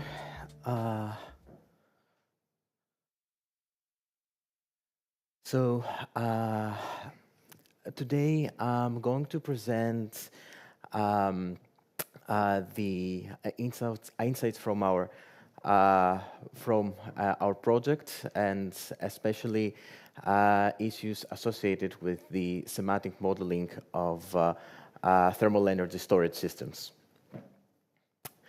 So I'll give you a quick overview of what I'm going to present today. First, I will discuss HiStore ontology and the scopes of our ontology. Then I will give you an overview of the literature review we carried out that is associated with ontologies for thermal energy storage systems. Then I will discuss our ontology, SAREF Fortes, and its association with Protege. And then I will give you some insights associated with the specification of the ontology for PCM and TCM systems. And finally, our efforts, I will discuss our efforts towards standardization. So the scope of HiStore is to develop plug-and-play thermal energy storage solutions that are fully integrated with building energy systems and the associated energy networks. These systems will be able to support demand-side management, peak load shaving, as well as allow new business models such as the capacity as a service. Our solutions will be validated against at levels at TRL level 6 and 7 across 4 real-world pilot sites, including Austria, Sweden, Ireland, and Spain. HiStore ontology will be built on the SAREF ontology, and it will include a dedicated sensor dictionary for thermal energy storage systems, and it will support AI and rule-based reasoning. So its core innovation will be an interoperable platform that connects thermal energy storage systems, buildings, grids, and the Internet of Things, and it will bridge hardware, software, and semantic technologies for smarter energy management systems. So now we'll give you a quick overview of the literature review we carried out, and it's associated with ontologies for building energy management systems. One of the some of the major hurdles associated with those ontologies is the heterogeneity of data formats, the poor integration of occupant needs and smart controls, and finally, limited real-time and adaptive control. So ontologies can give a solution to those problems by offering structured, standardized knowledge representation, cross-domain semantic interoperability, and finally, they can offer foundations for AI-driven analytics and digital twins. So our study, in our study, we screened approximately 1,000 studies, but ultimately only 75 were the most appropriate. And let me give you some insights associated with this. So we found out that 58% of the studies were focused on the building level, whereas 21% on building grids and devices altogether, and only 6% to smart grids and microgrids. So the most common toolkits and syntax tools were Protege, OWL, and RDF were the most common semantic languages. Also, the most popular ontologies found in the literature include the brick, which was used in the context of HVAC systems and lighting systems, the Sareful building, which is suitable for smart home integration, the SSN for sensor-based data models, and the OEO for energy system analytics. Some of the major challenges and barriers associated with the integration of ontologies for thermal energy storage systems is the heterogeneity of systems, the inconsistencies in data exchange and integration due to the variety of technologies and data formats involved, the complexity of the ontology development, considering that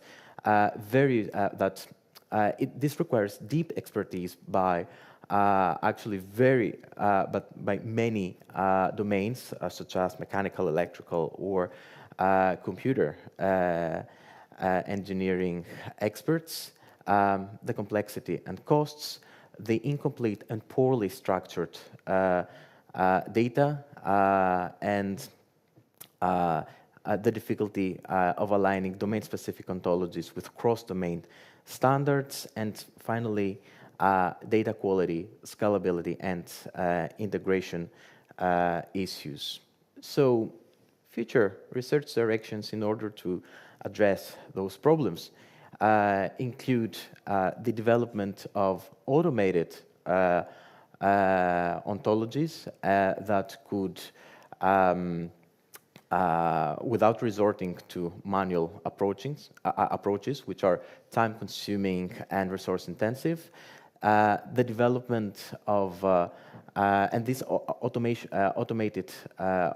can be supported through AI. Also, the integration of ontologies with real-time data and digital twins is a potential solution. And finally, making those tools user-friendly could further support stakeholder engagement. Now, a few words about Protege. Protege is a free open source platform to construct domain models and knowledge-based applications. It can support ontologies with different complexities, ranging from taxonomies, classifications, database schemas, so on and so forth. And those ontologies are central to various applications, such as scientific knowledge portals, information management, integration systems, etc. You can find more information on how to use Protege, download and use Protege. And here you can see the various concepts and properties associated with Protege. Now, considering the Sare-Fortes ontology specification, so this our ontology is based on we'll develop both ontologies for both PCMs and TCMs, as well as a machine-readable web-based toolkit. Our PCM ontology will cover materials, heat exchange, and system integration. It will be validated in diverse real-world settings, as I mentioned before, Ireland, Austria, Sweden, and Spain. And it will be co-developed with expert input and support future research and foster collaboration. So here on the left-hand side, you can see the class hierarchy, which organizes the key components into a key structure using OWL. And on the right-hand side, you can see a graph that shows how these components relate to the central system entity. So if you can see on the right-hand side, the solution includes various subsystems, such as heat pumps, sensors, fresh water, so on and so forth. And here, the rest of the slides actually I can give you an overview of how the PCM ontology is structured. We tried to make it as user-friendly as possible. It actually ensures interoperability through APIs, and it can also support machine learning integration and multi-user collaboration. And of course, here I will not bore you with all the details of the systems. I'm just give you a flavor of how the PCM ontology works. A similar process has been followed for the TCM ontology, as you can see here. For instance, you can see the various classes and the various components associated with TCM systems. So let's talk about the machine-readable web-based toolkit. Our ontology, Sare-Fortes, will be a machine-readable web-based toolkit and it is designed to align data meanings across disparate systems for improved interoperability and knowledge management. It's actually, the way it works, it's like mirroring how our brain connects concepts in a way that it enables intelligent applications in order to link and reason over information associated with thermal energy storage. Here, for instance, on the left-hand side, you can see our user interface. So by using Protege, the users can develop ontologies in a visual and user-friendly way, which includes drag and drop tools. They can also edit classes, they can edit properties and relationships very easily. This interface also can enable easy attribute input, and it includes graphical and hierarchical views in order to visualize complex structures. And also it includes multi-language support and validation feedback in order to identify errors and ameliorate usability. So, considering its core functional components. The core components support ontology, homology creation, editing, and validation. It also includes an ontology builder based on expert-driven Excel inputs, and it also includes a validator, which ensures consistency. And there is also a reasoning engine, still in progress, and which will also support logical inference. Finally, since we will try to make it as user-friendly as possible, users will be able to import and export in various formats and use ready-made templates and collaborate in real time. Here, considering standards and interoperability, the ontology will adhere to established standards for ontology development using languages such as the OWL, the RDF, the SKOS, and the SHACL. It will also be using APIs such as the SPA, RQL, and the REST APIs. And finally, so in order to ensure the usability and security, the platform will include detailed guides and tutorials and an integrated help system together with community support. On the security side, there will be a role-based access control and encrypted data handling, as well as audit logs. Also, the ontology will include advanced features such as ontology mapping, AI-assisted suggestions, and natural language processing. And finally, the system will also support web-based access and cloud development. Now, a few words about standardization.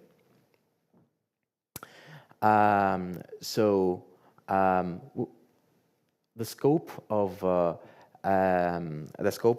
our ontology is to align it with existing standards. That's why we've organized workshops together with Sense and ELEC.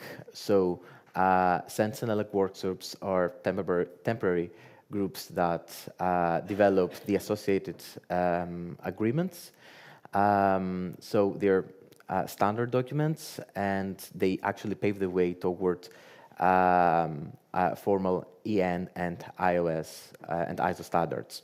So first, we will have the CWA, where the SAREF ontology specification will take place, and in this one, we will define standardized semantic models for thermal energy storage systems, and this will be aligned with the SAREF for ENER. I will give you details about the SAREF extensions in the next slides, and the IC 61850. And then we will have the CWA2, which will demonstrate how the SAREF for test ontology will perform in real-world cases, and its alignment with SAREF for ENER and IC 61850.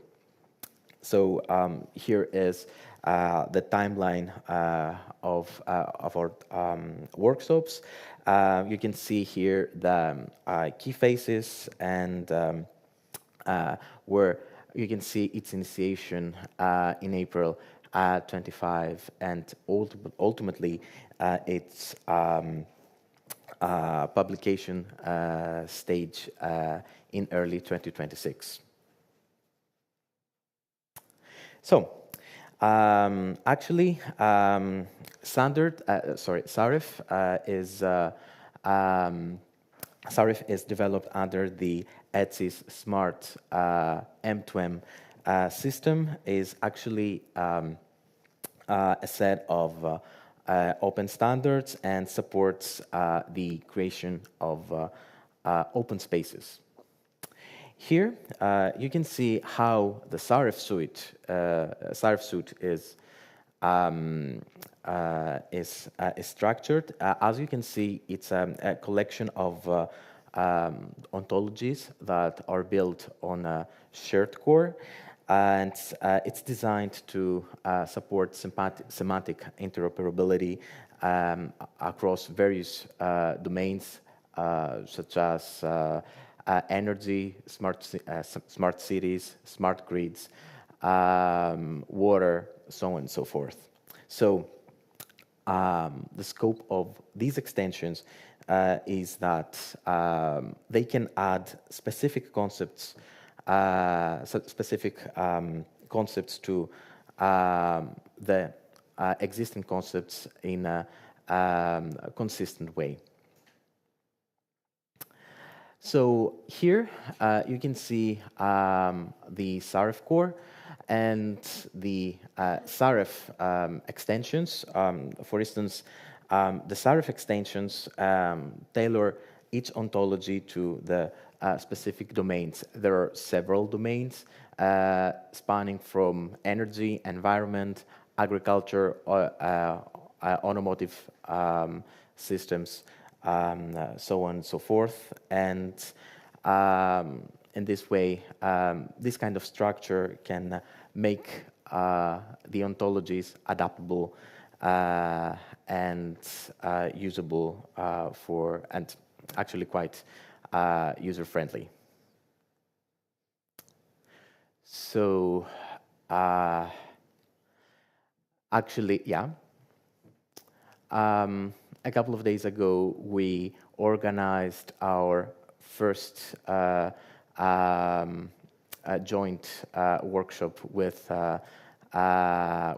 CEN, and it was actually the first step towards standardization, so that SAREF for tests can be ultimately embedded in the existing SAREF extensions. Thank you for your attention. That's all.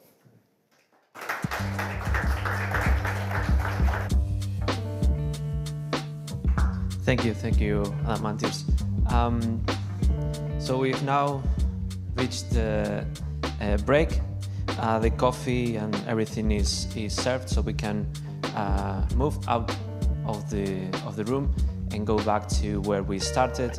Only one thing from my side would be that I think we're doing great with time. So why won't we use that time to take some photos outside, because we have a roll-up we can use. We have a nice photographer that will also help us in the process. So if you want to join me just outside this room, and then we'll get to the coffee. Thank you.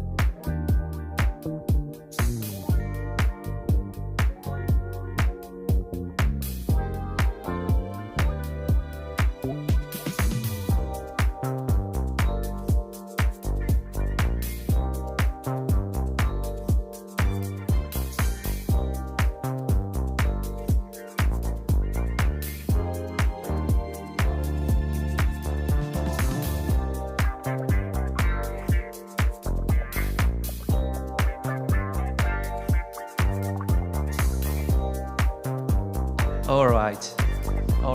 Thank you everyone for coming back. I saw that you were having a really interesting time, so I hope that continues when we get to the cocktail, so the dinner after the event. But it is only time that we present the rest of the initiatives that are collaborating with us today. So we are entering a new part of the conference, which is more related to the industry. So how are we going to achieve a net zero industry ecosystem? And the first project presenting in this next row would be a steam dry project by Joan Sikama from Wageningen. So if you can please come to the stage, the floor is yours.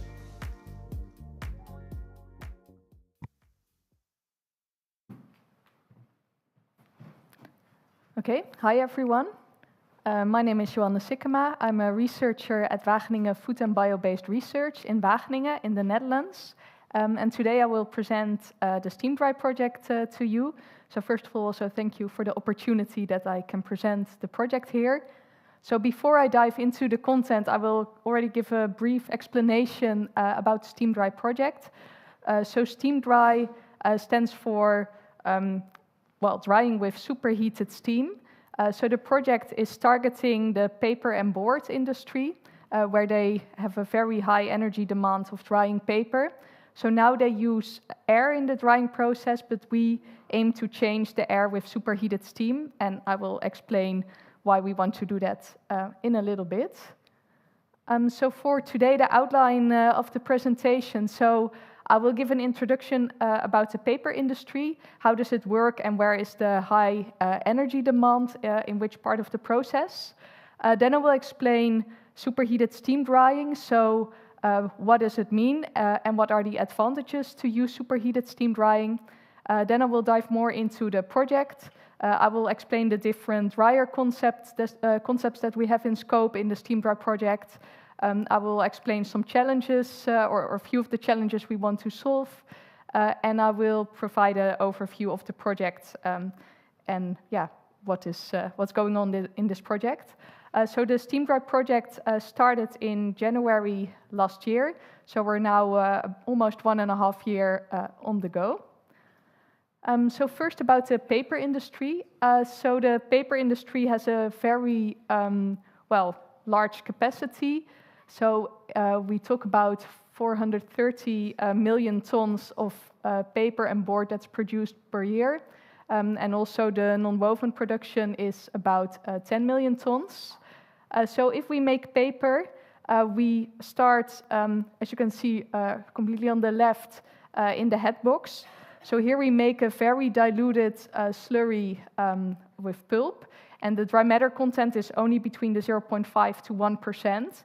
And in the end, you want to end up with a dry paper of around 95% dry matter. So there is a lot of water that needs to be removed along the length. So the first step is using usually a vacuum sieve, in which we go up to 20% dry matter. Then the paper web is pressed in the press section to mechanically remove more water. So then we end up between 40 to 45% dry matter. And then we go into the drying section. So in terms of quantity, we don't need to remove a lot of water in the drying section, but it is the most energy intensive step because we really have to evaporate the water because this water is difficult to remove in other ways. And this drying section is also the one we will focus on a little bit. And after the drying section, your paper is dry and it can be, further sent off to different locations. So if we look at the energy consumption, so if we look at the different unit operations that I introduced on the slide before, you can see that drying has the highest energy demand of the different processing steps, and it's mainly the demand is in steam. So this drying section is the one that we will target in our project. So to introduce the superheated steam drying to you, so this principle is not new. It actually already exists for almost 100 years. And the definition of superheated steam is steam at a temperature higher than its vaporization point at the absolute pressure where the temperature is measured. This is a very long sentence, and you probably wonder, okay, what does this mean? So we have the phase diagram on the right. So I later realized it's a bit hard to read, but if you, for example, are at ambient pressure, then you know that water boils at 100 degrees Celsius. So that's your boiling point. And at this temperature, your steam is saturated. But if you further heat this steam, so you still stay at this 1 atmosphere, but you further heat, you move towards the right, and then you enter the superheated steam conditions. So that basically means that your steam is not saturated, it's superheated, and there's still water that can be vaporized into the steam. So in that sense, it can act as a drying medium, and that's the property that we will also use in this dryer concept. I want to list a few of the key benefits of using superheated steam compared to air as a drying medium. So it has enhanced heat transfer. It can also inactivate microorganisms, may not be too important for paper, but for example in food this is really an important property. And anyway, it will thereby ensure product hygiene. And what's also very important is that it's a lot easier to recover heat from superheated steam than from air systems. So if you have air exiting a dryer, you have moist air, and you want to recover the latent heat, so you have to do quite difficult technologies. For example, you want to condense out the water, you need heat exchangers. It can be a little bit complicated, but if you have superheated steam with vapor in there, you just have to separate steam from steam, and that's a bit easier than recovering energy from moist air. Another important benefit of using superheated steam is that you can have a CO2 emission-free system because you can eliminate the combustion process because it allows to be fully electrified. And if you use renewable energy, then you can have a CO2-free process. We drafted some numbers to give you a comparison between the current situation using air and not recovering latent heat compared to our steam dry scenario. So you can see that we can already reduce around 60% of energy using superheated steam. We can go to a CO2-free process if we use renewable energy. Well, with the current scenario, we lose a lot of heat in the form of also the vapors that exit the chimneys of a paper industry. But in our case, we will recover the latent heat. Our main source will be electricity, whereas current paper plants mainly rely on combustion.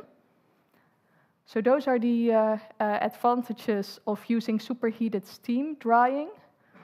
Then I will move on to the steam dry project. So we have a consortium with different partners in Europe. So we have different research institutes. For example, VTT in Finland is our project coordinator. Next to Research Institute, I'm also from Research Institute. So we have different universities involved, and of course our industrial partners. So we have industrial partners that manufacture paper, but we also have Valmet involved, and they are paper machine builders. So that's also very helpful for developing this drying system.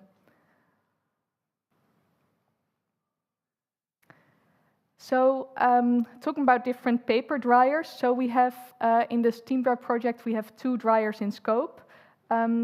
Those are the multi-cylinder dryers that you can see on the left, which is also very, one of the most used in the paper industry. So the multi-cylinder dryer consists of different cylinders containing saturated steam. And when saturated steam condenses, the heat is used to heat up the paper and to evaporate the water. So depending on your paper machine, you can have around 20 to 100 cylinders in a row. So it's quite massive.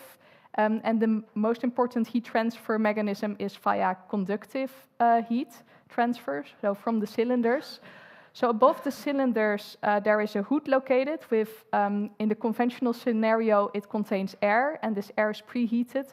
And this is really your mass transfer medium, so your water evaporates from the paper into the air. And in the steam dry project, we want to replace this air by superheated steam. Then the other dryer we have in scope is the impingement dryer. So the impingement dryer is using nozzles that, in the conventional scenario, blows air onto the paper. So the main drying mechanism is using convective heat transfer.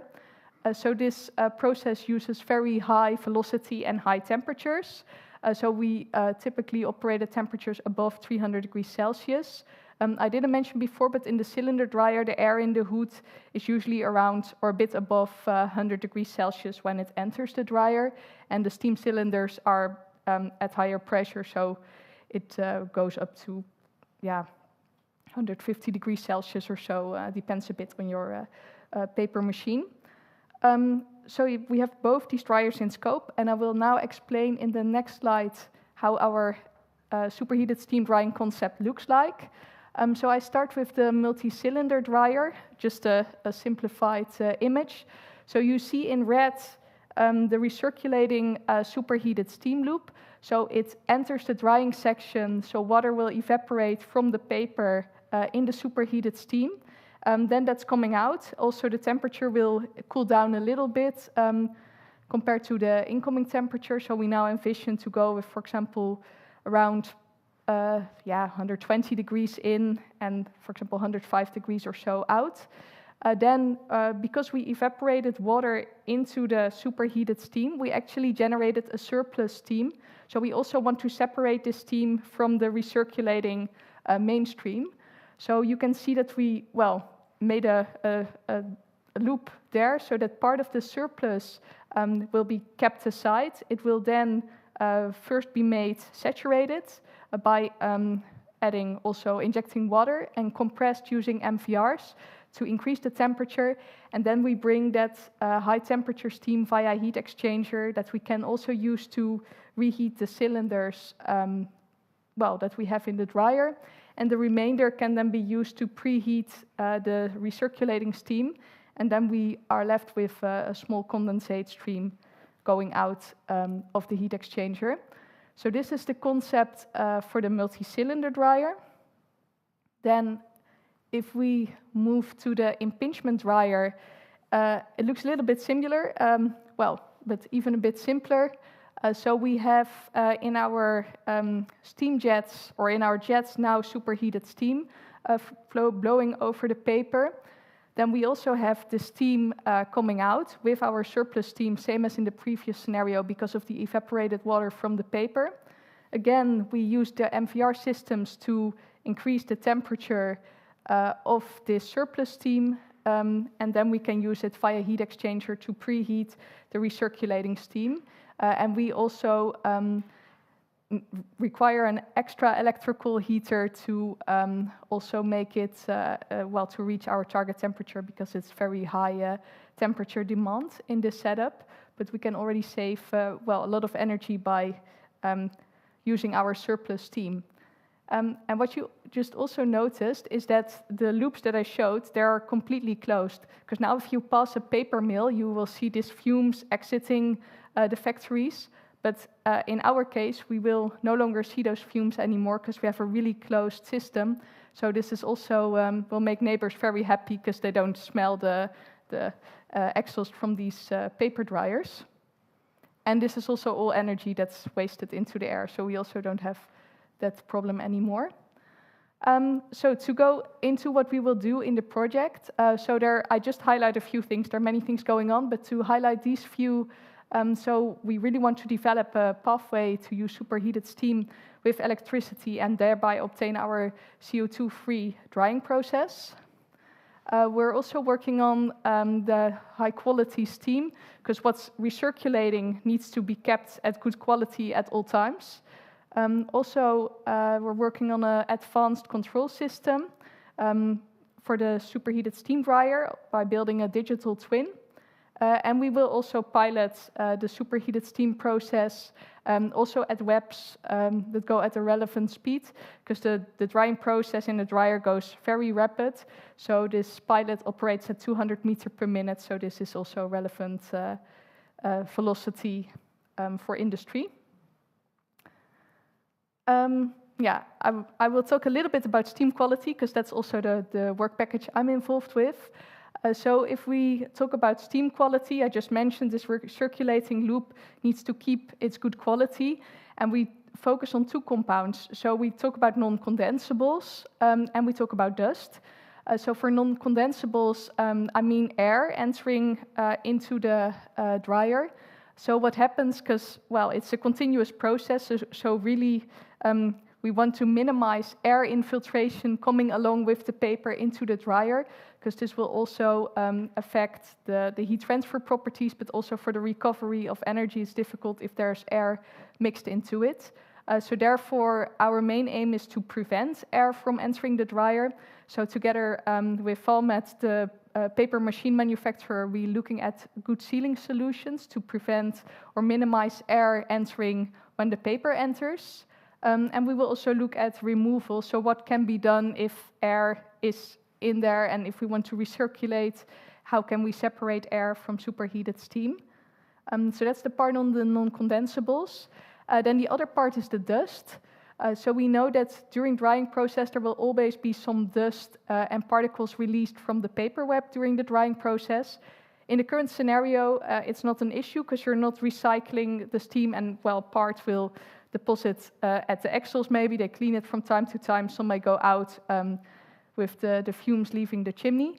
But if you have a closed loop system and you start recirculating, at some point there can be some accumulation of particles. But first we have to address the extent of this problem. So we want to understand the dust release mechanisms. We also want to look at, because our hypothesis is paper made from virgin fibers, we expect that there will be less dust released than, for example, if we used recycled fibers. So then we can also categorize in which industry is this problem bigger.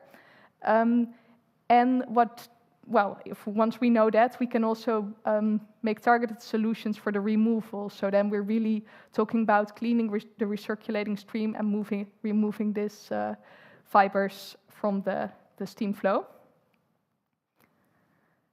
And then about the pilot test. So the pilot test will be done at VTT in Finland. So they already have this pilot setup. So what's shown in the blue box is their impingement dryer. So they now, in the steam dry project, they want to rebuild this dryer, because now it's using air, and then change it into using superheated steam. So then we can do these pilot tests in this nice setup. And then my last slide is about the project overview. So just to I already introduced a bit the topics we're working on, but to give you a bit further overview, so we have, of course, we have our project management work packages. In work package 3, we talk about transition pathway, and work package 4, really developing this green process, also looking at different scenarios. So what type of dryers do we have in scope? What can we do? Also, the flow schemes I showed were made in this work package. In work package 5, we look at the process requirements for building this industrial setup. For work package 6 and 7, it's really focusing on the prevention and then later also the cleaning of the superheated steam to remove non-condensables and dust particles. Work package 8 is on working on the digital technologies, so the digital twins I mentioned. Work package 9 is really about the piloting with the pilot I showed you on the previous slides. In work package 10, we'll do life cycle assessment and the technical economic assessment. So of course, very important to really make this technology ready for industrial implication. Work package 11 is about the scale-up strategy, so going from the pilot into industrial, in an industrial setup. And with work package 12, we have our industrial partners involved, also the different paper manufacturers really testing different business cases in each of their factory. And then work package 13 and 14 is about the communication and dissemination of this work, which is of course very important that as I'm here in this capacity, you will also learn about this project. And with that, I want to thank you for your attention. That's it.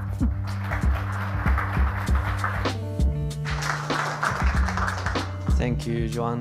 Please don't quit your microphone because you will need it for afterwards, for the group remarks. We will have a representative for each initiative we had today, just for a couple rounds of questions. Also really relevant, really liked your presentation. I think also relevant for me because I was a neighbor, and I certainly have to say that you never get used to have dry heat for paper around. So really interesting for me as well. Next up, we have Isaías Gomes from ISQ, who will be presenting Product R3 and a myriad of initiatives that are involved within it. So without further ado, please, Isaías. Thank you. Hello, everyone. My name is Isaías Gomes. I'm a researcher in ISQ, a company of Portugal. And we were challenged by the project minister to talk about the decarbonization in the industry.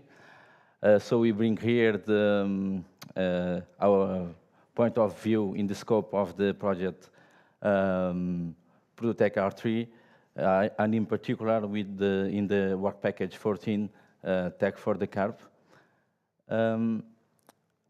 Apart from presenting the project Tech for the Carb and a more general view of the decarbonization in the industry, I would like to talk to you about the role of energy management systems in decarbonization of industry.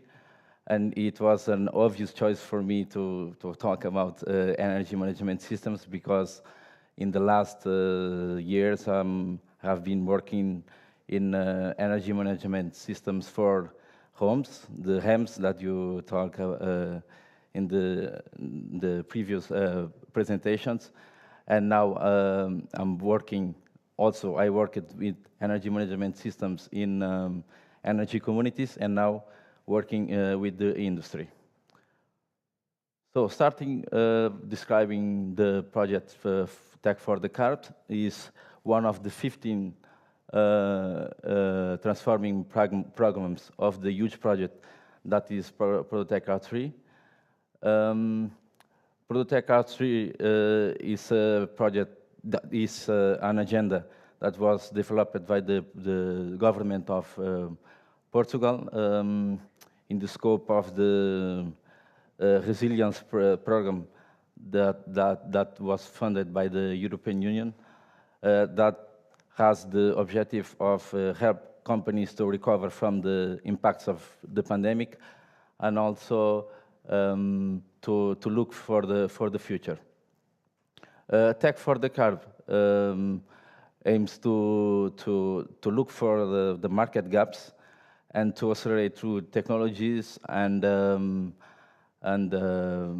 methodologies and other tools the carbon neutrality of the industrial processes and enable energy self-sufficiency based in renewables. And that is the project also has to demonstrate the local production of energy, the renewable energy, and also the use of renewable gases as hydrogen and biogas. Here is the work package 14, the Tech for the Carb. We have a lot of solutions here. First one is guides for the decarbonization of the industry.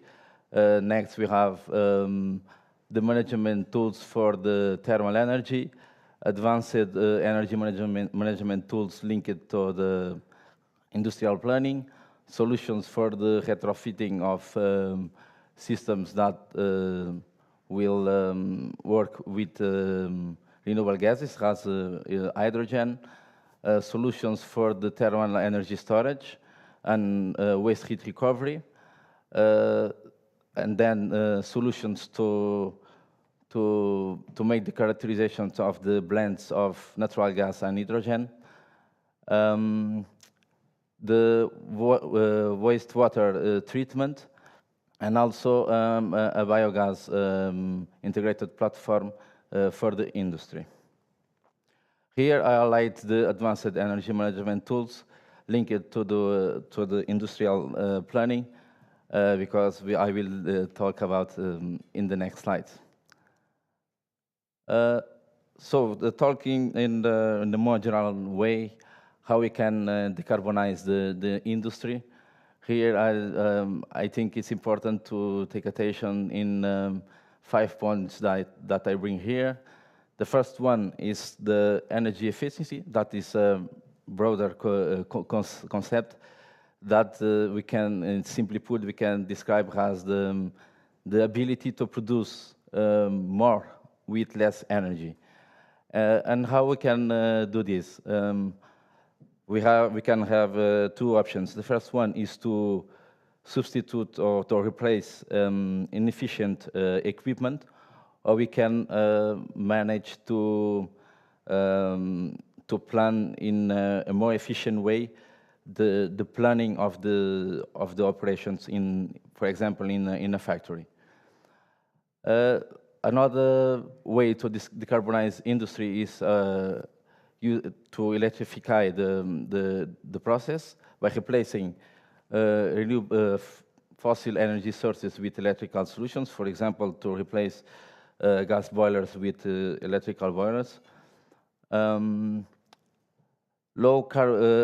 way to decarbonize the industry, it's using low carbon energy mix. Today, the companies can make some contracts that they ensures that the energy that we consume is from renewables. Next, the raw materials, the waste of the recycling materials it's another way of decarbonizing the industry. The use of recycled raw materials can promote low energy needs. And finally, flexibility. Production flexibility offers a wealth of opportunities for the industry that an industry cannot miss this opportunity. With flexibility, these companies can shift the periods of high loads to periods of low market prices. And another way is it's to participate in flexibility markets, where the companies receive like a fee to shift their consumption of the energy consumption. So now I will talk about the role of energy management systems in the decarbonization of industry. So what are energy management systems? Simply put, they are systems that helps in the management of the energy consumption, and they used sensors, meters, and they are highly based in software, and they are used to map the energy flows in the system. And these systems they can provide the identification of energy savings and to show how we can reduce the costs and reduce the impact of the CO2 emissions. So it is in this sense that we bring here what we are doing in Tech for the Carb. We are working in advanced energy management tools linked to industrial planning. And what this system do?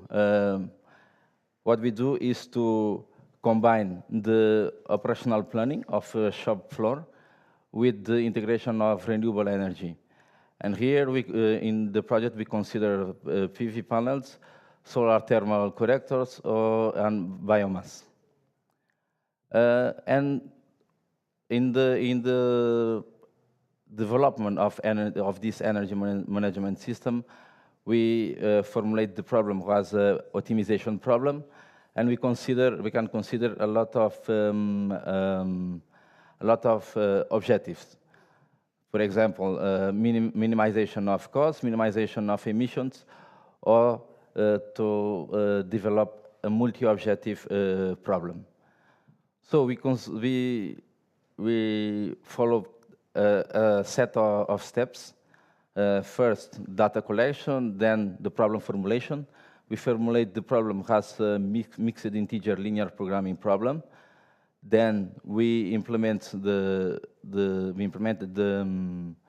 this problem formulation in Python, and we optimized this problem using a solver that is GLPK.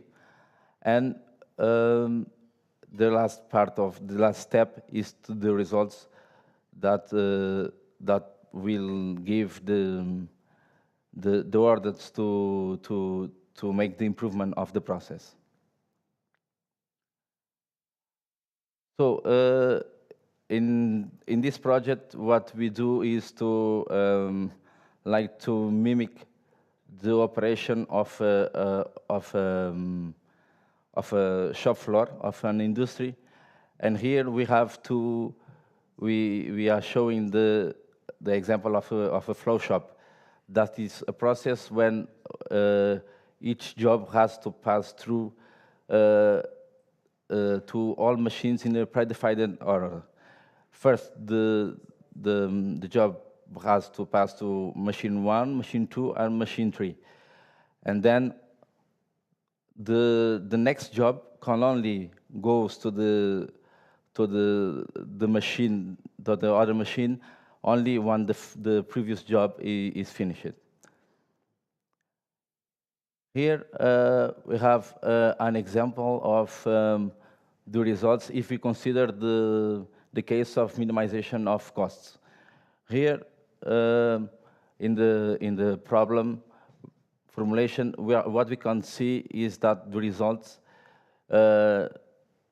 give the decision of to transfer or to shift the periods of high prices to periods of low prices. And here we can see, for example, between 6 and 10 a.m. the electricity prices is high. So this load is shifted to this period and to this period. Of course, this is an ideal case, but because we know that not all the companies or industry has this ability to shift the greater part of their consumption. It's just to show how the type of decision that this problem can solve. And here, as I said, the objective will be always to shift the high periods of demand to periods of low prices. And as I said, we can consider a multi-objective problem where we can try to minimize at the same time the cost and the emissions.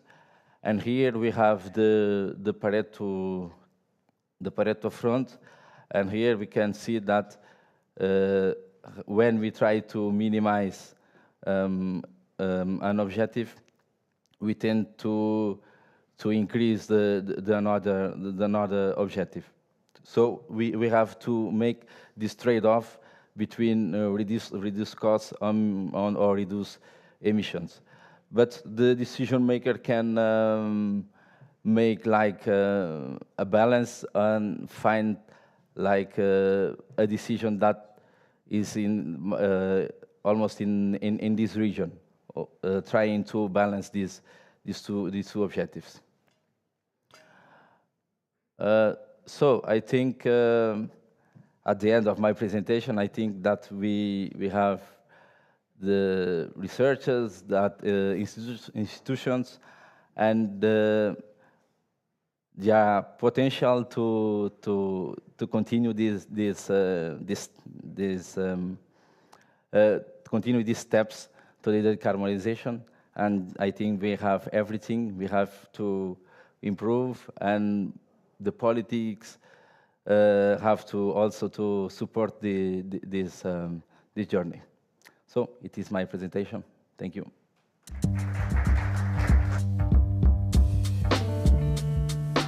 Many thanks, Isaias. Obrigado. Really interesting part there, because we're seeing time and time again that regulation policies are also part of the enablers of this technology. So we have to certainly pursue a more active role in that regard, and that's partly why we have tomorrow 2 sessions dedicated to policy recommendations. But for now, we will move towards our last presentation for today, a bit of a micro and macro perspective from Zenaida Murao from Miniestec. So whenever you want, the floor is yours. Thank you, Oscar. Thank you.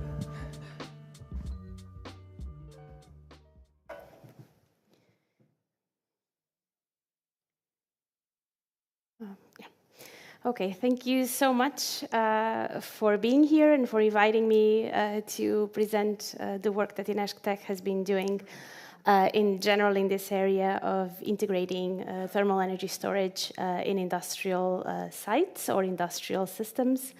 So this is a bit of a different, so instead of focusing on one project, I'm bringing you 3 different projects, or 2 different products from a big project, and then another one, which is, and this is why we have a micro scale, so maybe focusing more at site level, and then I'm bringing also a project that we've been working on lately, which is more of a macro perspective of the industrial sector. Okay, so this is what I was saying. So basically, the agenda for today will focus first at some plant level integration of storage and renewable generation, both on heat and cold. So I'll bring 2 use cases, one for heat and another one for cold.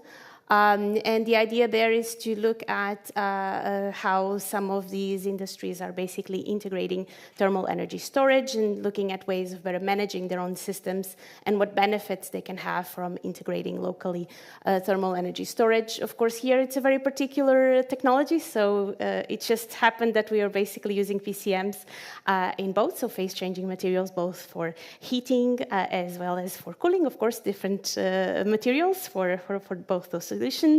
And then we will have a look at the end more of a sectoral level. So just looking at one particular industrial sector and just looking at how the energy transition is being made or could be. So what are the trajectories for the energy transition and decarbonization? And then we will see a little bit why thermal energy storage is actually quite important in these types of systems and the transition that's coming. So, okay, just a bit of a context before we start. So this is more or less happening throughout Europe. Of course, Portugal is not isolated. So there are goals for the EU in terms of energy and climate. And for Portugal specifically, we have 2 documents, as the rest of Europe also has, and the rest of the EU countries. So we have our national energy and climate plan for 2030, and then we also have our road to carbon neutrality for 2050. And there are very specific goals already defined for the economy as a whole. So, of course, for 2030, we have a reduction in 55% of greenhouse gas emissions relative to 2005. And for 2050, we have a 90% reduction relative to 2005. And if you read through these documents, basically the main transition happens along 4 axes, of course, their 4 main strategies. This is very similar to what Isaias was saying, basically, at least the energy efficiency, first principle, which we always hear about, the decarbonization of the power sector, and this is happening very quickly in Portugal. So roughly around, I would say, mid-2030s, and definitely by 2040, we'll have almost decarbonized electricity. This changes a lot of things, and especially changes a lot of things in sectors that can be electrified, and we'll see that in the last case of the last project.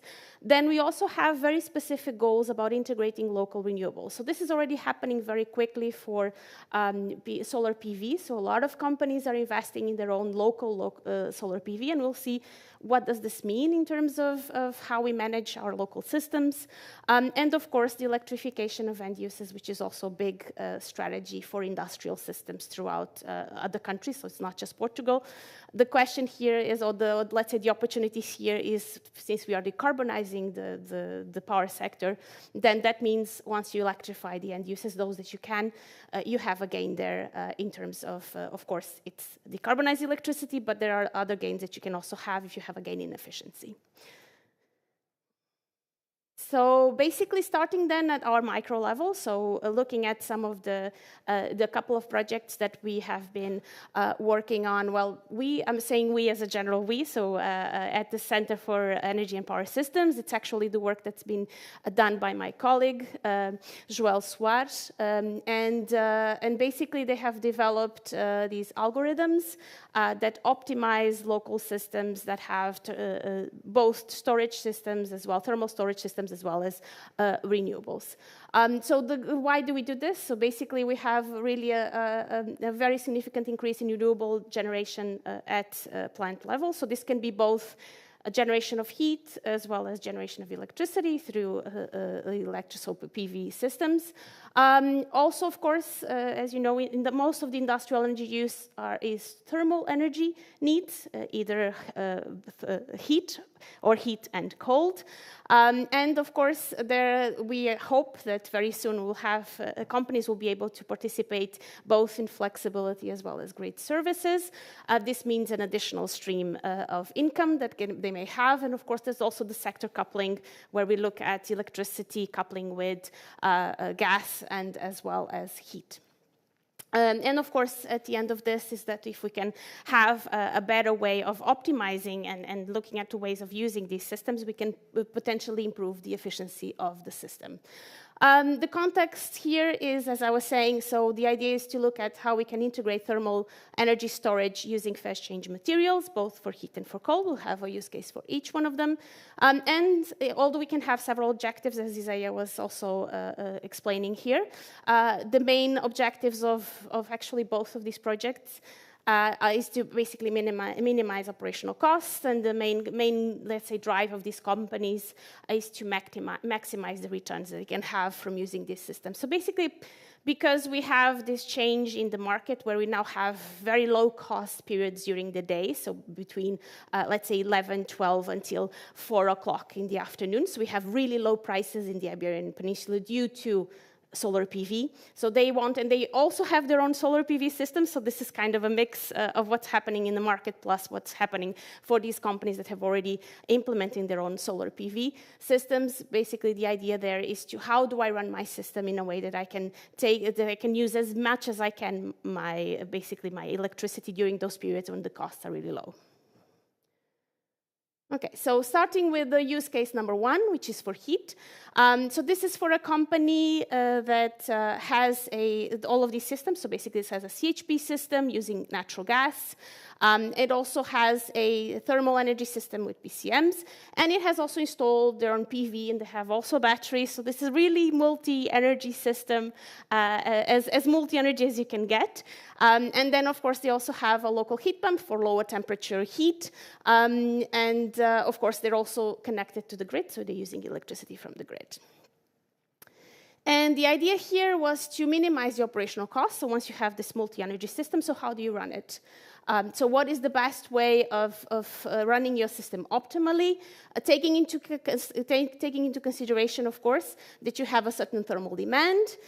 You have now your new thermal energy system. So this is basically optimizing the way you run your thermal energy system or you operate it. And of course, it has its own behavior, right? So the PCM, the phase change material, has its own behavior in terms of charging and discharging. So this is a bit different from the typical battery because the thermal energy systems, they don't have actual linear behavior. So once you integrate them into these types of algorithms where you're trying to optimize the system, you have to account for that. So basically, the methodology here was to formulate the optimization problem as a mixed integer programming problem. And in the end, basically, what they were able to do once they introduced this module for the thermal energy system is that they had a cost reduction of 20% with PCM integration. This is for the operational cost. They improved system resilience and flexibility and also had a shift and reduction of peak loads. So the good thing about this project is that we actually have, Joel's team has developed a platform which can be used by companies to basically optimize the way they run these systems. So for our second use case, it's, so now it's the use of thermal energy systems, but for cooling. And here we had, so it's a slightly different sector, so it's not industry, so it's, of course, it's a commercial system, so it's a cold store, but it's very relevant because if you think about, for example, the food sector, they have very high cooling needs, some of the variants, let's say, or some of the subsectors within the food sector, and basically all of these, the same applies for them as it applies for the cold store. So this is a work that's still ongoing, so we're basically still going through all of the stages. So the idea there is that they have both positive and negative cold, so below 0 and above 0. It's a very large warehouse, so you can think about this as one of the largest warehouses we have in the north of Portugal. So there are two very big ones, one in the north and one in the south. So this is one in the north. And this project basically had, all of the discussions that we had at the beginning. So we're going to use PCMs. Okay, but what sort of PCMs are we going to use? At what temperature range? So what sort of geometry do you want to use? How are you going to place them? Because all of this has influence, because basically your PCM is installed in the cold store, either sort of next to the air vent, so basically where the air is blowing, or you can place them in the walls. So all of this has then different physical behaviors. So very much depends on where you're going to place them or what sort of PCM you're going to use, depends very much on what you want to do with it. Okay, so this was a very long discussion with the company of exactly how they wanted to then manage the system in the end. So it ended up being that what they wanted to do was operational management. So basically they want to schedule they had in terms of how their compressors are going to work. And what they want to do is exactly what I was saying before. So they have PV installed. They also basically have their own electricity rate, depends, of course, on the market, part of it at least. And what they want to do is to reduce at the end of the day their operational costs. Okay, so they want to run their compressors, taking into account that their PCMs can give them some leeway on when basically they run the compressors in a way that they minimize the cost of basically of running the system. So this is, they also have, as I was saying, PV, and they have the PCMs and the compressors and, of course, the thermal loads. So here again, the objective is to minimize the operational costs. At the beginning, we also discussed them with the increased efficiency of the cooling system, because if you can shift it in time, of course, if you run your compressors during the summer, during the night instead of during the day, you have a gain in efficiency because your coefficient of performance is higher when the outdoor temperature is lower. And also, of course, one thing that they wanted was to use a modular and add-on system, because you can have a much better thermal system if you just basically connect one, not in the room where you have everything happening, but just basically having a dedicated thermal unit, which is then basically has a liquid that's circulating through the room. But this wasn't, so this is just very physical systems that you place in different places in your cold room or your cold storage. The way that they wanted to have it as an add-on, because they can remove it and they can reconfigure it in the future if they need to, and modular because they can increase it if they basically, once they install part of the system, they see that they have the gains that that we have calculated that they might have. So the constraints here are exactly the same. So thermal demand, thermal charge, and discharge. So basically the PCM behavior. But here we have something additional, which is you have to also consider the behavior of the cold store, because they're installed inside the cold store. Okay, so this is going to change the behavior of the system as a whole. And of course, you have losses that you have to account for as well. So it's a bit of a I would say it took a lot of discussion. So it took several months of basically back and forth with the company to see, what was going to happen to the system. And then, of course, they're very worried because you're placing these systems in areas where workers work, and they're already working at very low temperatures. And so they want to make sure that the temperatures do not drop below, these which are already uncomfortable temperatures, so to drop below those. So the key findings, so this is very much, so we still formulated as well as a multi-integer algorithm.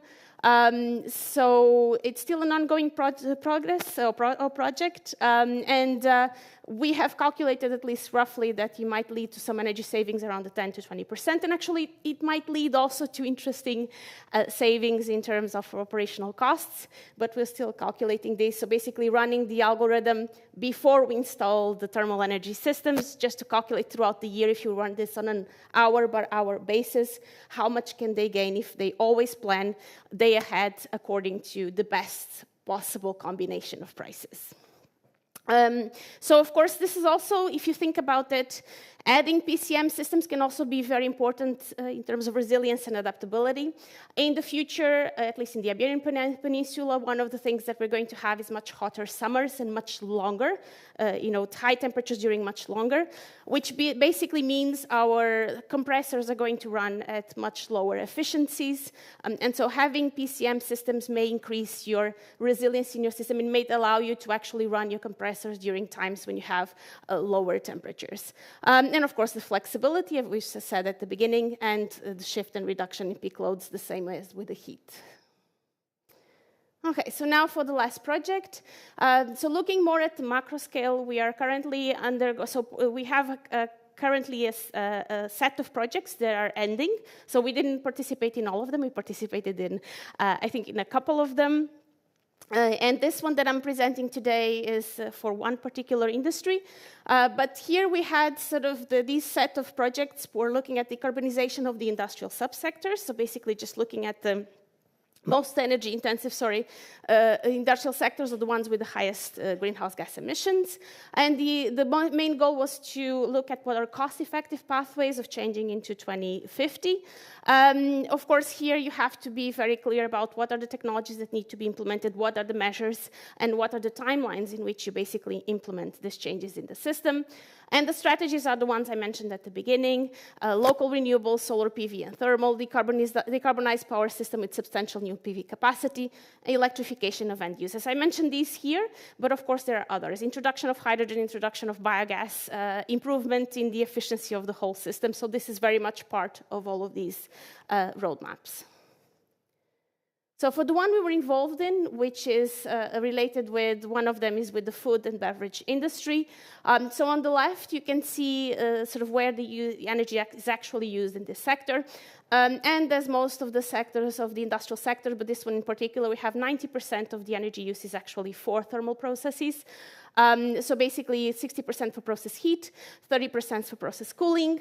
And you can see there, so it corresponds, the energy use in the sector corresponds roughly to 14% of the industrial final energy consumption, and also around 11% of the industrial greenhouse gas emissions within the industrial sector. So it's about the fourth to fifth in terms of use of final energy as well as use of greenhouse gas emissions. And this is just the processing industry, okay? So I'm not using at the full value chain of the food and beverage industry. I'm just looking at the food processing. And here on the right, I don't know why this, sorry, it's not supposed to be, the resolution was supposed to be better. So basically here on the right, we have the greenhouse gas emissions looking at from 2020 to 2050. And the idea here for this project is we wanted to look at different trajectories, okay? So we wanted to see, okay, what happens if we do absolutely nothing? So let's say 2050 like it was 2020. So all the sector, basically all the companies keep exactly the same type of equipment they have today. They replace it, of course, when they get to the end of the life, but they just keep doing exactly what they're doing right now. And then we compared it to a couple of conservative scenarios and a couple of ambitious scenarios. So basically wanted to see typically what we get out of these analyses is that the further you go in terms of ambition, the more expensive your scenarios are. And also we wanted to see what was, remember I said we had to have a very clear timeline of when we were doing different measures. And so basically we built up a model that looks at the full stock of equipment for the sector as it is now and for the sector as it is going to be in 2050. So what were some of the results we got? Here you can actually see the results of those scenarios that I was talking about. So this is cost versus greenhouse gas emissions reductions. So in the x-axis here, you have the greenhouse gas emissions in 2050. compared to 2020, which is this line. And in the y-axis, you actually have the total cost of transition, okay? And what you can actually see for the food and beverage transformation sector is the more ambitious you are, the lowest the cost of transition is, okay? And this is an explanation. Basically, the explanation here is that when you electrify your sector, you actually have huge gains in efficiency. And those huge gains in efficiency allow you to have much lower operational costs, even if your capital costs are higher. And another thing here is we're looking at a horizon of 30 years, okay? So we're not looking at today. So this means basically in the long run, your costs come not from, so the accumulated costs, most of it is not from the capital part, but from the operational part. Of course, this is not going to be the same way in all industries. It's like this in this particular industry, okay? So what did we find out? Doing nothing is expensive, so that's this scenario where you have a 19% reduction in greenhouse gas emissions, but it is the one that has the highest accumulated costs. Why? Because it doesn't have the gains in efficiency that all the other sectors have. So it has one thing in common, so all of them account for the decarbonization of the electricity in Portugal. So that means basically for this sector, even without doing anything, they're still lowering their greenhouse gas emissions. So as I said, this doesn't happen for all sectors. We've done this for another sector, and actually you see the emissions going up if they do nothing, okay? Another thing that we saw was basically that the electrification pathway, which is the one in blue, is the one that allows you to have the lowest possible costs of transition. And actually the biogas one, which has a partial replacement of natural gas with biogas, also has very good results. But also it has partially electrification as well. So it's not purely biogas, it's biogas with some electrification as well. But I think the most important result here for you who are working in the thermal energy space, thermal energy storage space, or storage in general, is that the electrification pathway also accounts for about 30 to 50% local electricity and heat production with solar, okay, either solar thermal or solar PV. And we also have a replacement of most low temperature heat with heat pumps and up until 2040, and then medium heat, so about until 200 degrees, from 2040 to 2050 also with heat pumps. That basically means we have those two systems I was mentioning at the beginning. So you have the PV, you have the heat pumps, and basically what you're trying to do is manage your system in the most optimal way. Okay, so also something we found out is efficiency first reduces costs of all scenarios by at least 4%, and actually also it has improvements in the slightly low, it lowers even more your greenhouse gas emissions for lower costs.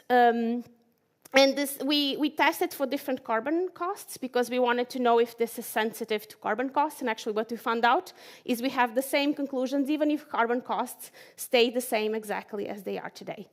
And lastly, as I was saying, storage could have a critical role in further reducing transition costs because it would allow you to reduce operational costs. And if you remember what I said, in this sector, it is the operational cost. If you look at a 30-year perspective, it is the operational costs that are the overwhelming cost of the transition. Okay? So just lastly, some key takeaways. So we saw that integration of thermal energy storage, both process heating and cooling, can lead to considerable energy and cost savings. The energy management algorithms can help define the best strategy to minimize operational costs, or if you want, if your goal is otherwise, so improve the efficiency of your system. Or, as Isaiah was saying, reduce greenhouse gas emissions. You can also use the same algorithms. There is a platform that allows you to do that, or there will be, hopefully at the end of the project. It's already operational. Of course, as we saw also, the thermal energy storage can improve efficiency, can provide flexibility. And finally, the integration of thermal energy storage can improve cost of transition, and it will have a highest impact in sectors such as this one that I showed for beverage and food industry, because these are sectors where we will have potentially the greatest potential of introducing and integrating local renewables, so also having a high level of electrification, where you have both cooling and heating loads. Okay, and that's it. Many thanks. And so you can, as you see here, either myself for the roadmaps or Joël for the optimization algorithms and the platform. You're very welcome to contact us, and we'll be very happy to answer your questions. Thank you.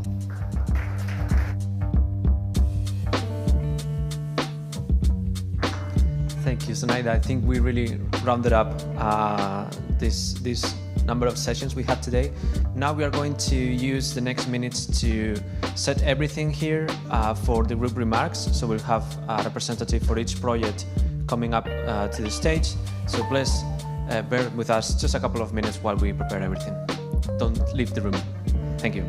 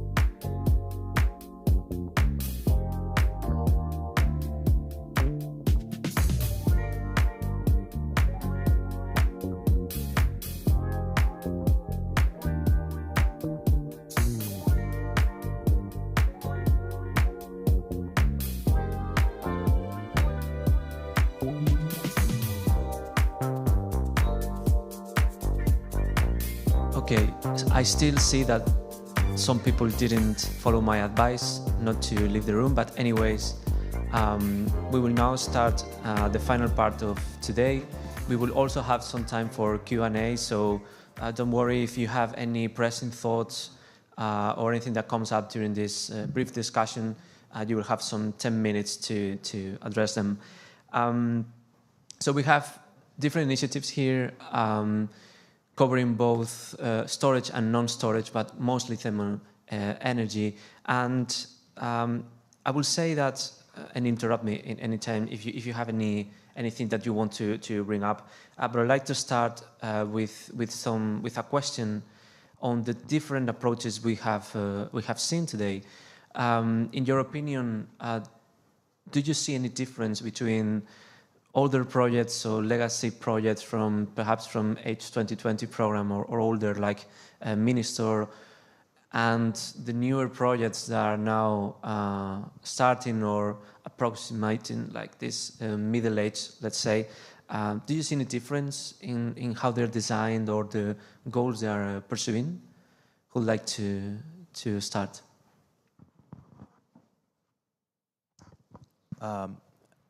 Maybe a key difference is that recent projects are more focused on implementing their solutions in higher TRLs. So I think that makes perfect sense. And also I can see that maybe I can see more advanced optimization methods.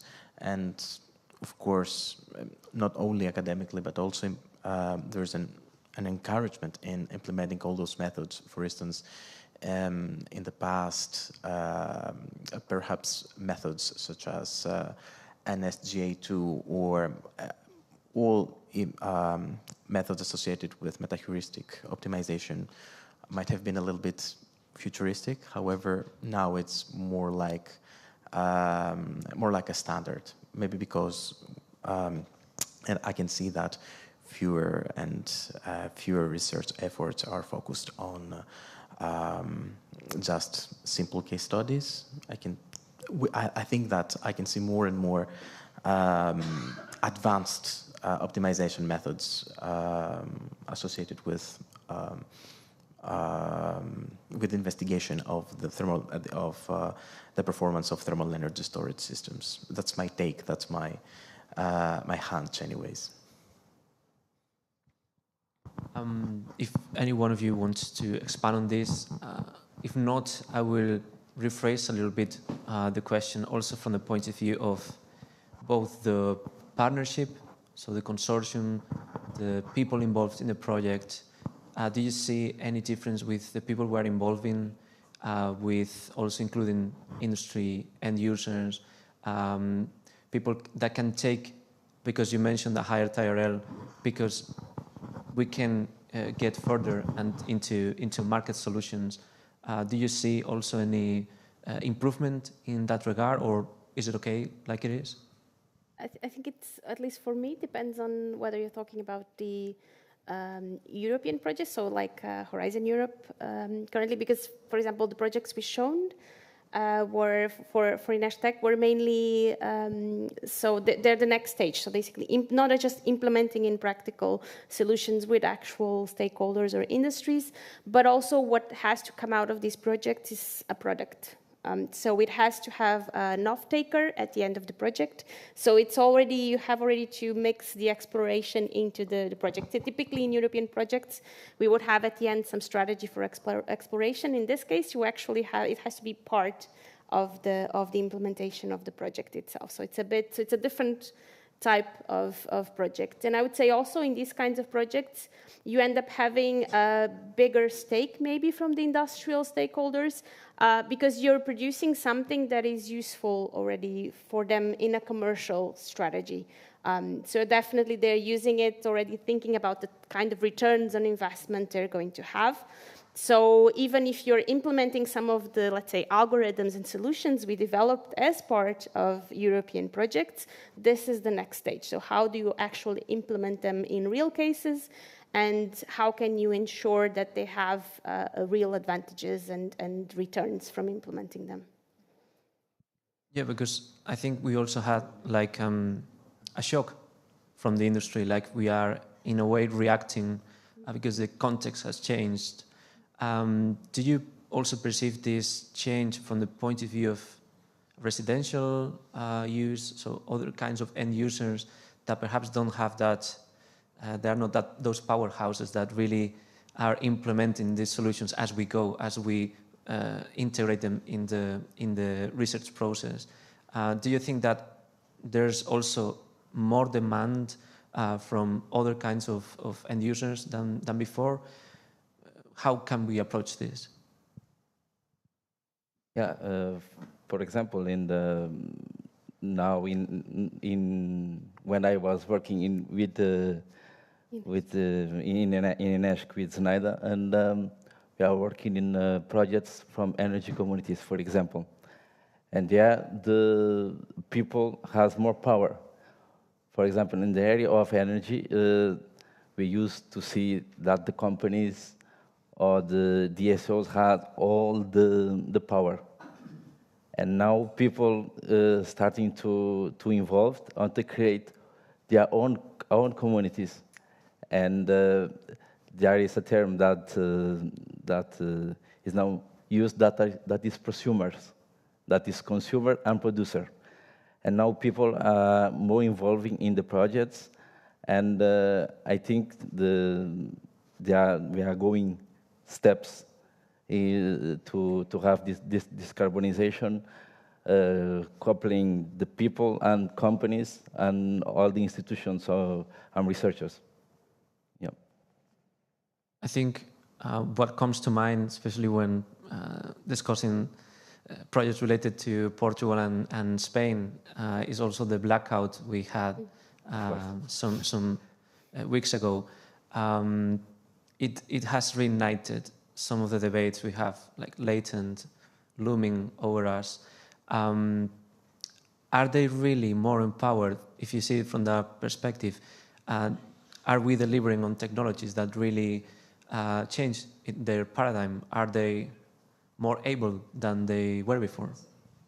At least from a personal perspective, I don't think it's disseminated enough. I think we have developed, or we are developing the technologies that will enable that, but most people don't know how much, they don't even know how much, I mean, they know how much they consume from the electricity bill at the end, or the gas bill at the end of the month, but they have no idea of what are their actual patterns of consumption. They are unable to identify what is the biggest energy use, for example, in their homes. So there's a lot of lack of information. There are still not very easy to use platforms that anyone can install in their homes. And of course, there's always a lot of interoperability issues also to solve. And there are some projects currently that are focusing basically on bringing these solutions basically to the level of that any consumer can download the platform or a tool and basically connect anything in their home. But I don't think this is a reality yet in terms of at the end of the end user. So it is still very much in the dark as we were during the blackout. At least that's from some of the projects we've been having where we're working directly with basically end users and with children. This is still very much, they still ask us, so what can I do in my home to save energy or to improve the way I use energy? And most of them can't identify where is their biggest use in the home. So I think we're still quite a few steps away from reaching the end user, so from empowering the end user, even though we have all of these co-creation methodologies already in our project. So it's supposed to, when we are creating these new solutions, we're supposed to co-create them with the end users. But I think there's still a few steps until we have it, widely disseminated and having a really widespread participation from end users, from at least domestic end users. It's really interesting what you mentioned about disseminating them. It's not that they are not there. It's just that we have to reach out. And you mentioned during your presentation, there are many things we can measure, many things we can aspire to when we are discussing efficiency. Yeah, but efficiency for what? Are we looking into comfort? Are we looking into how we use energy at the end? Not everyone is, of course, we all want reduced costs, but in other cases we are talking about something that is easier to use, more approachable. We have many energy realities. We have elder people who also needs to be able to guarantee that comfort, and these new technologies, these new platforms and digital technologies, of course, for us, they are really familiar, but how can we reach out and still provide them with these services they need? Is it really feasible from the point of view of a project? Is there someone else's job? What do you think? I'm feeling that nowadays more and more electricity companies or gas companies provide a breakdown of the consumption for residential users. I think that it's important that people are provided with individual, with tailored solutions to their needs, tailored to the consumption patterns. because that's important because different households have different needs, and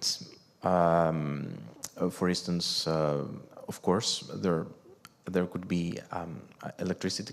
I think that some work should be carried out from electricity and gas providers because they collect all the data.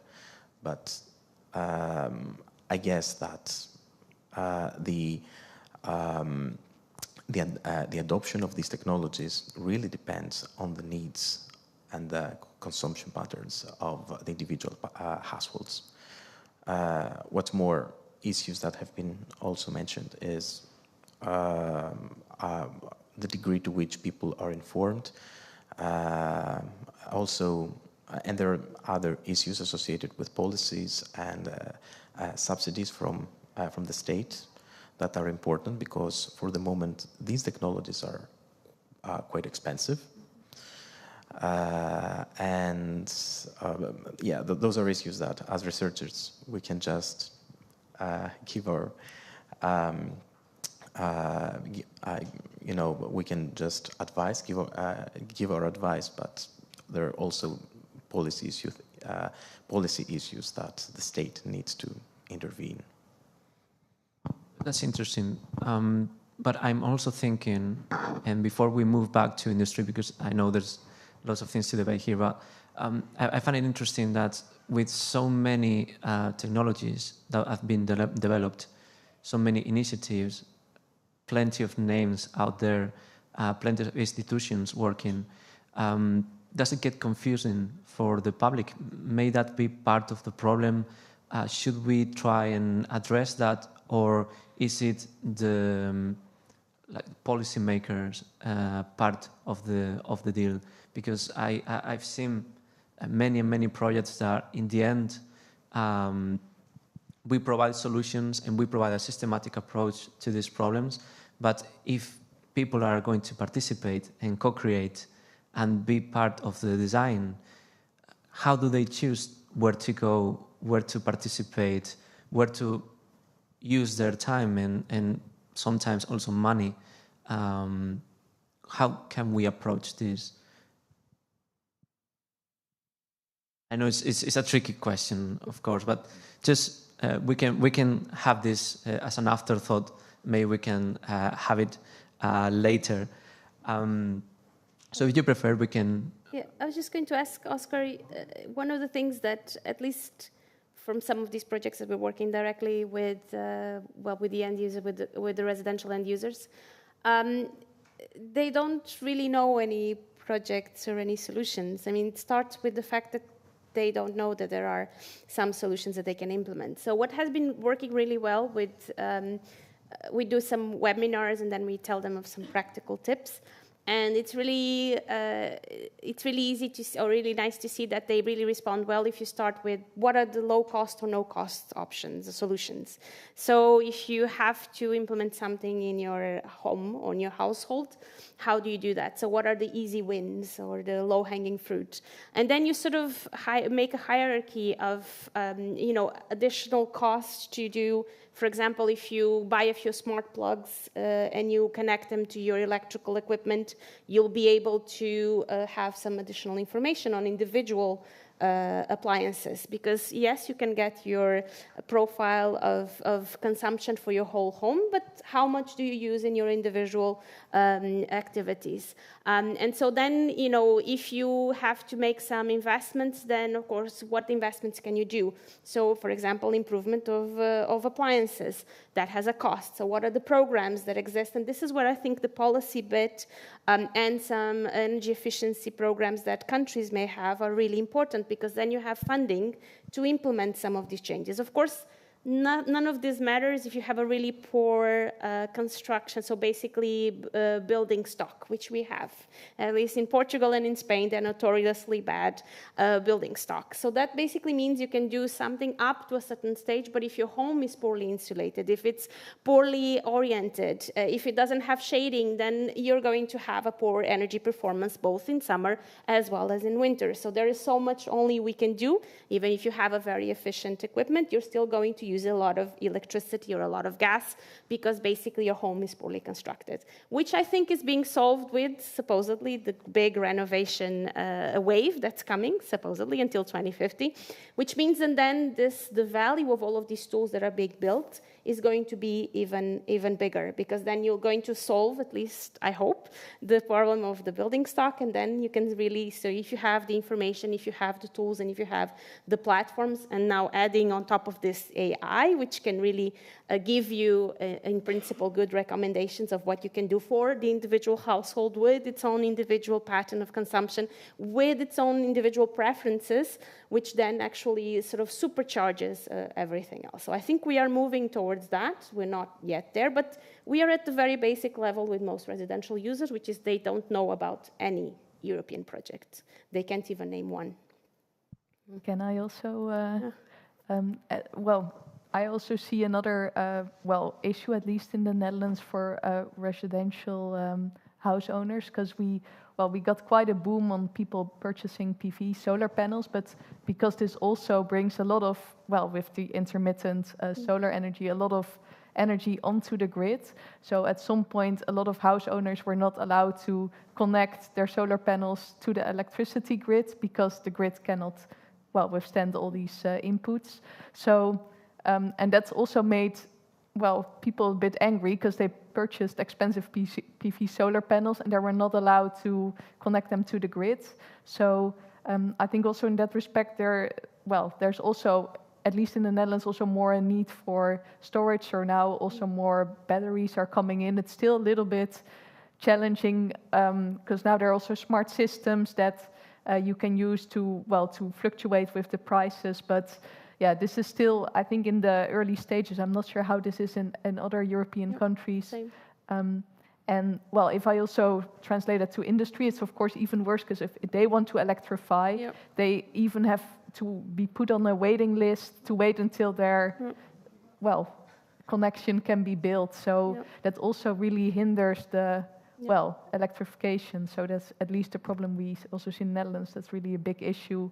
So companies want to, but because it's put on hold, and for house owners as well, it makes the people who have good initiatives that, it just cannot go on, or not as quick as they want, at least.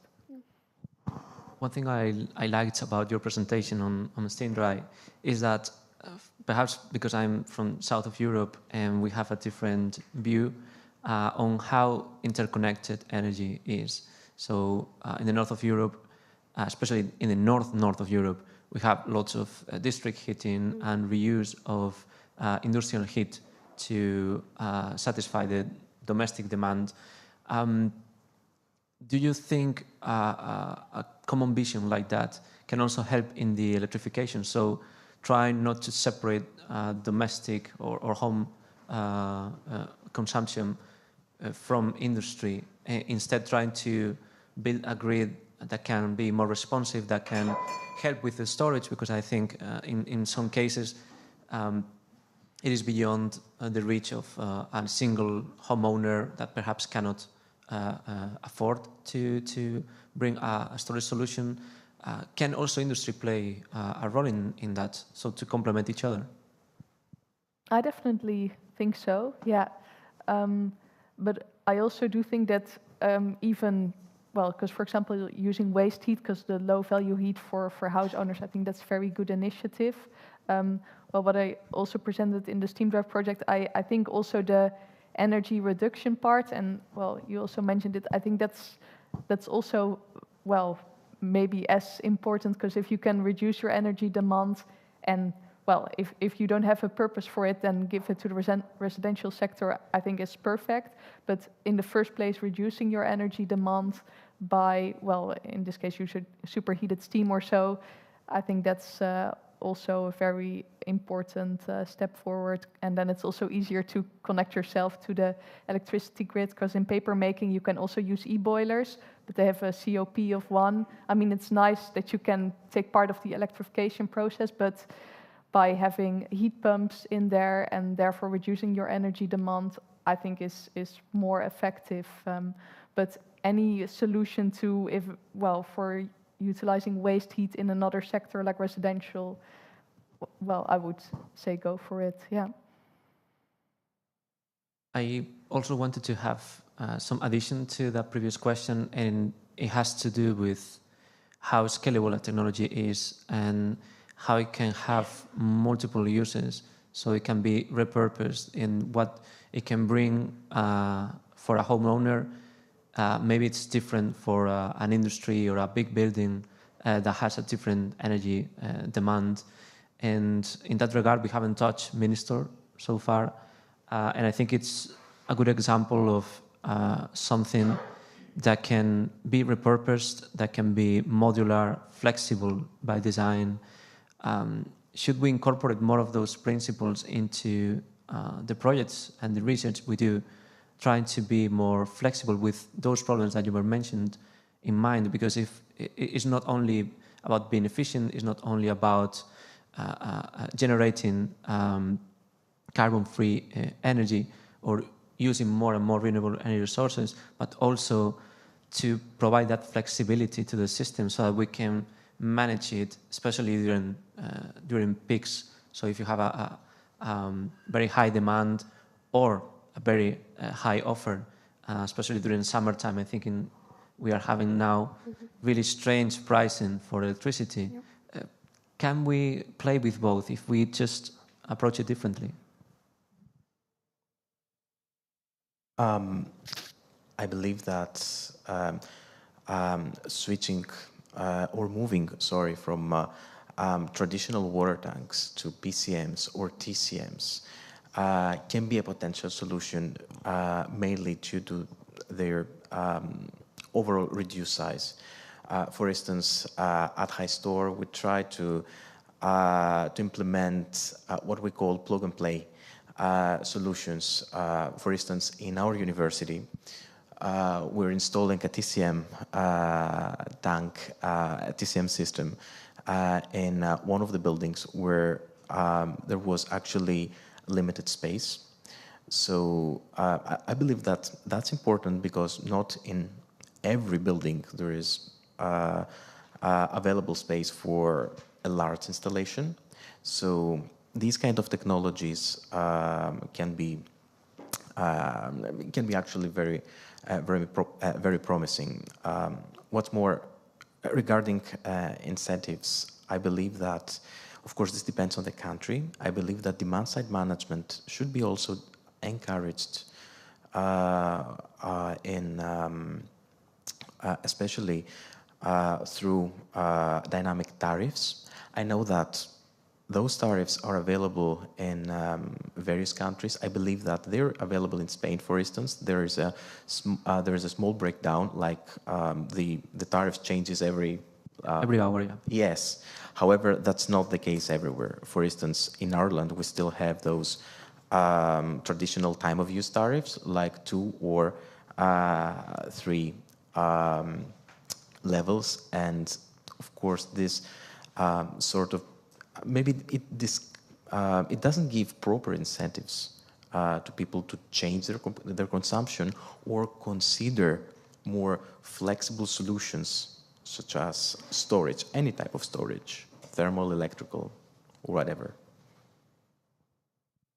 So if you look at it from that perspective, do you think it's really feasible, realistic, to approach a 100% goal?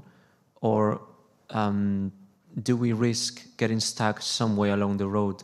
Because there are many things that come into mind, from regulations, from even every country has a culture, even in your surrounding countries. So what can we do to be also better neighbors, so as in our districts, in our countries, with our neighboring countries? Because now, personally, in Spain, we are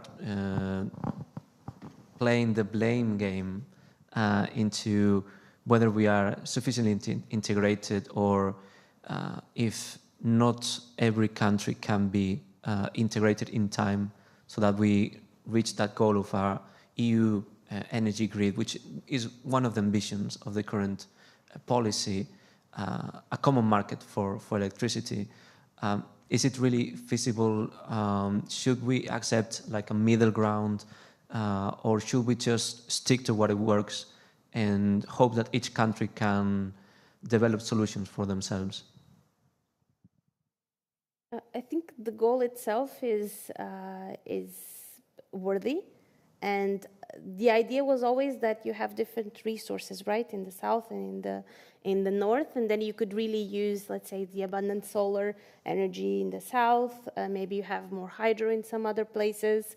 You have some geothermal in other places. So the idea was always to make the better use of European resources, right? Because physical resources are not the same everywhere.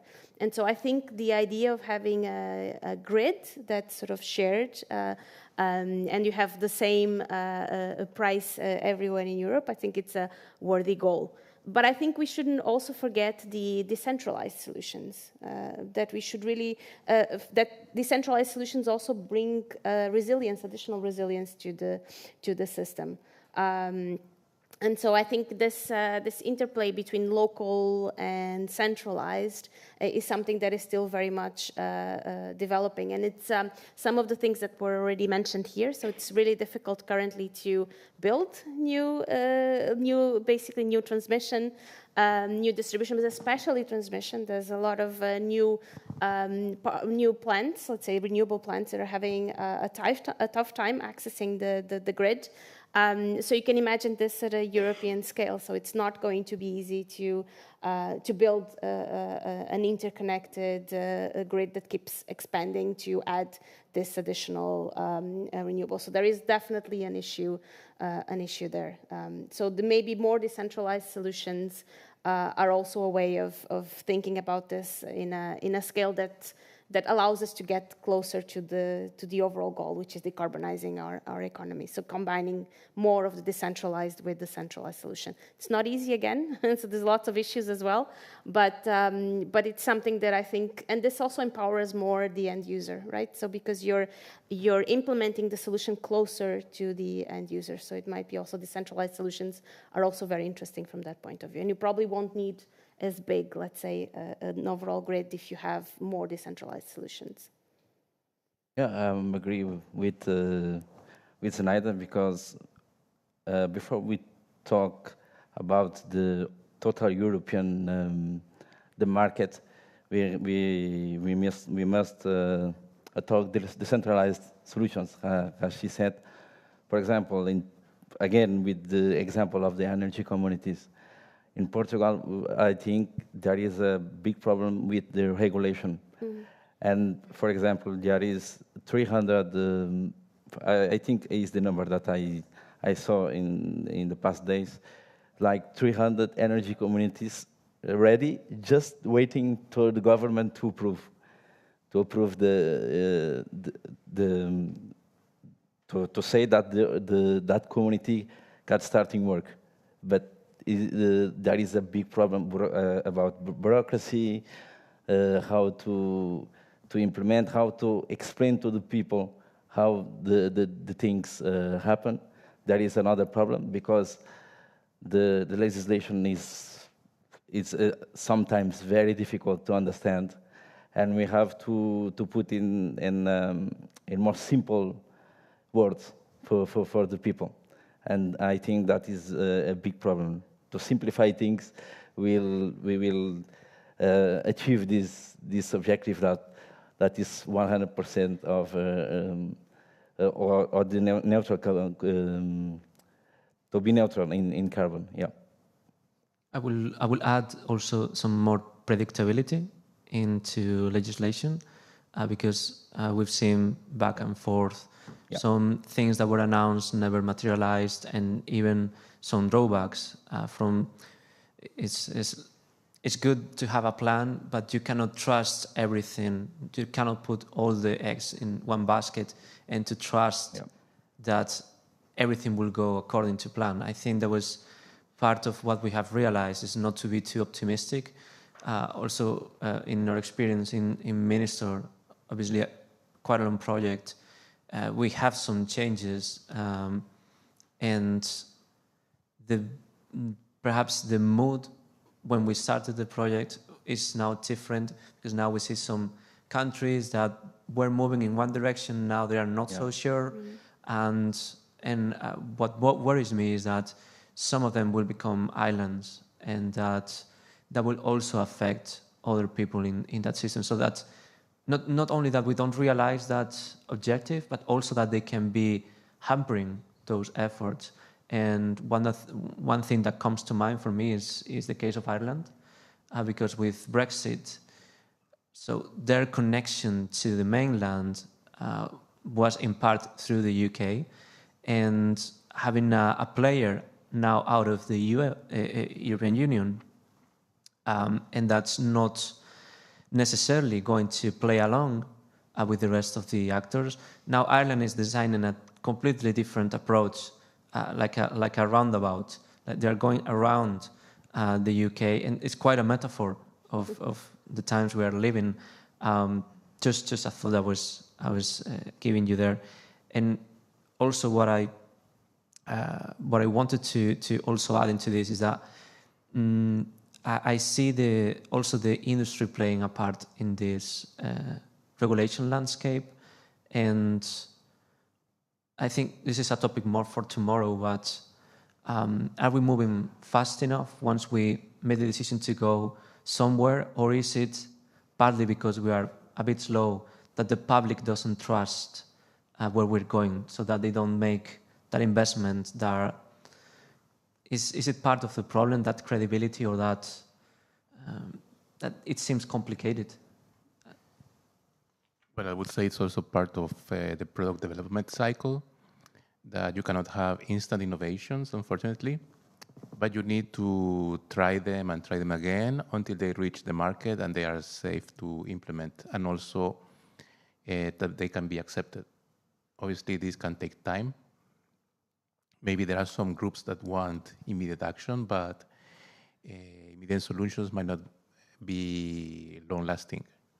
So I think we need to still try to get in the process, improve our tools for sure. For example, artificial intelligence, to use it to develop faster solutions. But again, we have to also maybe speed up the solutions that are already there, and they can be brought closer to the end users, so that they can be shown that there is something already there, but it's being used, while the new solutions that are even more lasting and more energy saving are being brought to a higher level of development. I will launch one last question before we move to the Q&A. It's interesting that you mentioned energy reduction as well. As we saw, for example, in steam dry, it's not only sometimes about producing more or a green technology per se. Sometimes it's also about reducing the amount of energy we have in the system, or going towards more primary use of that energy. Can you see a change of discourse in that regard, that we are not longer just aiming at replacing the energy we use, such as also saving it, and therefore we won't make that much use of storage technologies?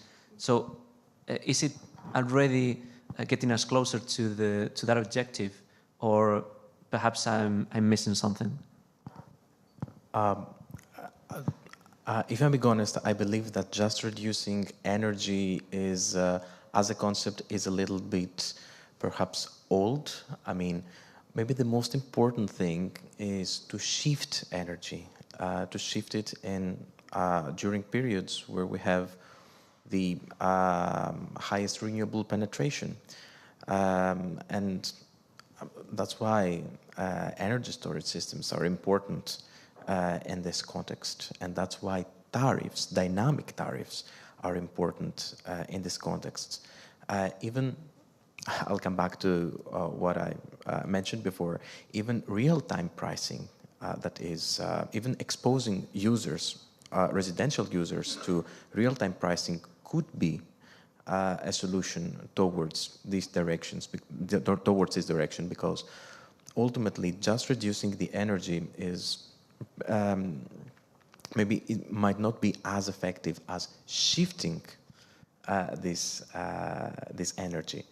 And of course, only tariffs can reflect this and give the final incentive to the end users. So ultimately, everything, and that's why ultimately everything is related to policies and tariffs, and I believe that every state, every country needs to go towards this direction. So instead of just save it for the right time. Yes. I don't. Well, I don't agree with you in terms of because I actually think energy reduction should be the main goal, and then adding to that the flexibility concept is also important. But well, just to give an illustration, there's a paper mill I'm collaborating with, and they have their combustion plant on natural gas. They installed the e-boiler, and now they have a contract with the energy company that they can use the e-boiler as a flexible energy input. So when there's a high demand of electricity, they turn it on, so they help to reduce the burden on the grid, but also the other way around. If there's less electricity demand, they make sure they turn off the e-boiler so they don't consume all this electricity. So in a way you can say, oh, that's very sustainable, but they still consume massive amounts of energy. Well, still they help the grid, but well, I don't think it's per se sustainable. I mean, they help to solve this intermittency problem, but for me, sustainability is also really laying in the fact that if you reduce energy, that's, well, even better, because then there is also less CO2 in any way. So that would be still my primary objective. Yeah. But maybe those tariffs can also reflect the CO2 emissions, like so that those, in a way that they can promote, like not only the reduction of primary energy, but also the reduction of CO2 emissions, like in a way like penalty signals. So a penalty signal can work both ways. It can reduce primary energy and CO2 emissions. And maybe that's more important than just reducing the energy per se. Like, okay, so you mean more and so also, well, because you have to use energy at some point and then try to use it in a time where the prices are lower, and with that initiative. Where actually, maybe it's more important to use the energy, to use clean energy instead when it's more when it's available. So when this energy is available, clean energy, then it's not too bad to increase ultimately the consumption, because there will be zero impact to the environment. So I don't know if I make myself clear, but ultimately, it's what I said. It's about penalty signals that are applicable to that can be used, that actually can achieve multiple goals. But this is a policy issue as well, and it's an issue of TSOs and DSOs actually. Not of individual researchers or countries. Usually, those tariffs are determined by TSOs and DSOs, and ultimately, they are adopted by aggregators.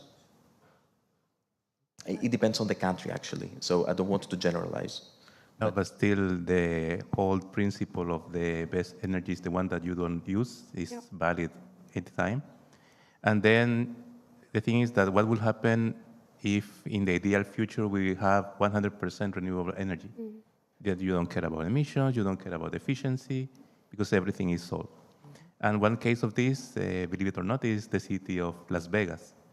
You might say, oh, they are using so much lights and air conditionings, but everything is powered by renewable energy.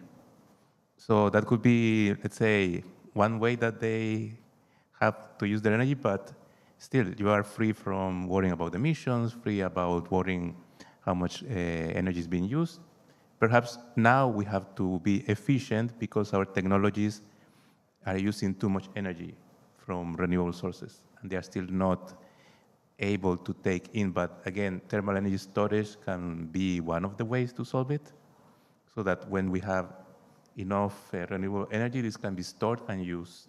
And as Zenaida said, probably it also helps for the modularization and decentralized systems. Because you can have probably one of the theories, what happened, the blackout of Spain, that everything was too much integrated and there was no storage to respond to an emergency. And then you have this catastrophic event, which thank God it was solved quickly. But let's say in the long term, or if it's caused by a natural event, let's say a blizzard or something, you still have a thermal storage. But again, powered by renewable energy in a very efficient scenario. If I may add something to the discussion of the reduction of energy, basically 90% of all the energy that goes into our systems is waste. It's wasted as emissions, it's wasted as heat. So everything, so all the primary energy that we use, then 90% of it is gone. We use about 10% of all the energy that we put into the system. So it's a massively wasteful system. So I do agree that having tariffs currently for the system that we already have, so pricing it properly can help us shift in terms of what we already have. But moving into the future, we always have to focus on how do we build a better system. And of course, we could have all renewable, but that means you have to build those renewable systems. You have to extract the materials. You have to put energy into building those materials. Even if everything is renewable at that stage, it won't be from a full life cycle perspective. You will always have emissions from producing materials. Because there are some of them that just process just from the chemical equation of producing a certain material. So even if you solve all the energy problems and all the energy emissions. So having a better system built in the first place is the best option you can have. It will always reduce the total cost of the system. So yes, reduction first, then we can think about how do we manage the current system. So it's really the solutions where you have a circular approach, the solutions where everything is more modular or everything can be reused to as much as you can. Because once you put in the energy into building the systems, if you can reuse them from other things, and this was the scalability and basically modularity of things, it really helps us give more life to the materials we already have and to the systems we already have. But just by designing and planning better systems, we can have a huge impact on the overall use of future systems, at least if not the current ones. I think I'm going to now open to questions of our audience, if you have any, because I think we have said a lot. And even though we end up in more or less of an agreement in our differences, I still want to hear if any of you has any pressing thought, any question that derives from, okay, now I know about these options, I am reconsidering some of them. So if you have any question, I will just approach you and you will have an open mic if that is obviously that you want to intervene. And if not, what I will ask from all of you is that if you can just summarize your thoughts of what we heard today in just a minute or two, then we can close the session, because I think we have a lot to think about. And but we also want to save some things for tomorrow. So if we can go this way and we can have like 1 minute, 1 minute and a half conclusion, what would you say? Well, I would say that the future can be promising. We need to take into account innovative systems, innovative technologies, exploit what we already know, for example, from physical properties of materials, take them further, and try to build the systems that take into account the elements that can be modular, can be used even in the smaller scale, which is the residential scale, so that all the small parts can sum up to a bigger and maybe more powerful total. That will be my take for today. So I sadly missed the first presentations, so I can't really connect to those presentations. Maybe as a connection to the last session that we had. So I think it's especially for the industry. It's important to have new solutions, but it's also important to have solutions that have some kind of added value for the industry. And the fastest transitions we've seen in industries, of course, when costs are lower. So we had a really quick transition from, let's say, the typical petroleum products into natural gas. That was really fast, at least in Portugal. You can see the transition happening very fast, and you can see also that in the industry throughout Europe. But this transition, this new transition towards, let's say, decarbonized vectors and low carbon systems is taking much longer. And it is taking much longer also at the level of companies. You can really see that companies are saying, I'm not going to invest now because there is so much uncertainty. So I really want to see some kind of certainty in terms of where the direction is, in terms of how we're going to decarbonize. So there are also other issues, I think, and this is definitely related with now bringing back the topic to storage, how storage can really help already make use of the systems they already have, because they already have installed PV systems, they already have heat they're not using, so not recovering. So there are some solutions that where storage, both electrical as well as thermal, can help with the current systems we have. So I definitely think exploring those solutions would be really beneficial as well for the companies. In many cases, the problem is usually comes to cost. So then, you know, if you have modular solutions that can help there, so they can do, the investment doesn't have to be bulk, but they can do it in several stages. And also, of course, how policy is going to influence all this, which I think probably will be the discussion tomorrow. Either way, I would say a transition in 25 years, which is what we have in practice, is going to be very complicated, at least from how it is currently in terms of what industries are basically the kind of feedback they're giving us. Lots of uncertainty, they don't know what to do, and they would like to see some more certainty in terms of at least some direction of what's going to be available. So in my case, I would like to make a balance of what we talked today. And I would like to say to you, the project minister, that this is a good initiative from you to bring here different perspectives. You didn't focus only on your project. You give stage for example, for me and for Znaido, other colleagues to present different perspectives from the decarbonization. I think that this is very important, and it is important to have these meetings, to have this exchange of different perspectives, and I think this will be very important in the next years to make more conferences and involve people in this type of projects. And I think that is a good initiative. And congratulations for you for the opportunity to be here. And thank you. Thank you. If I tried to summarize my thoughts associated with the issues we discussed, I think that there should be a focus on improving the efficiency of systems, as we try to do when it comes to thermal energy storage systems, retrofitting solutions.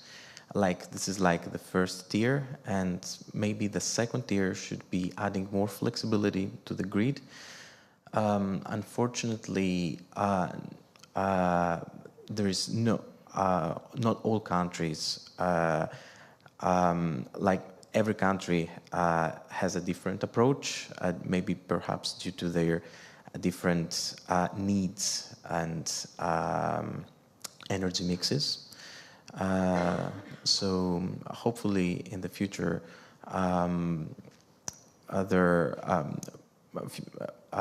more and more countries will try to reach a point where they have similar goals and the same direction. Okay, always difficult to be the last one, as most things are already said. Overall, I think both in the industry and in the residential sector, there's really a need for the technologies we're now working on to further develop those, reducing energy, but also adding flexibility given the intermittent energy sources we rely on.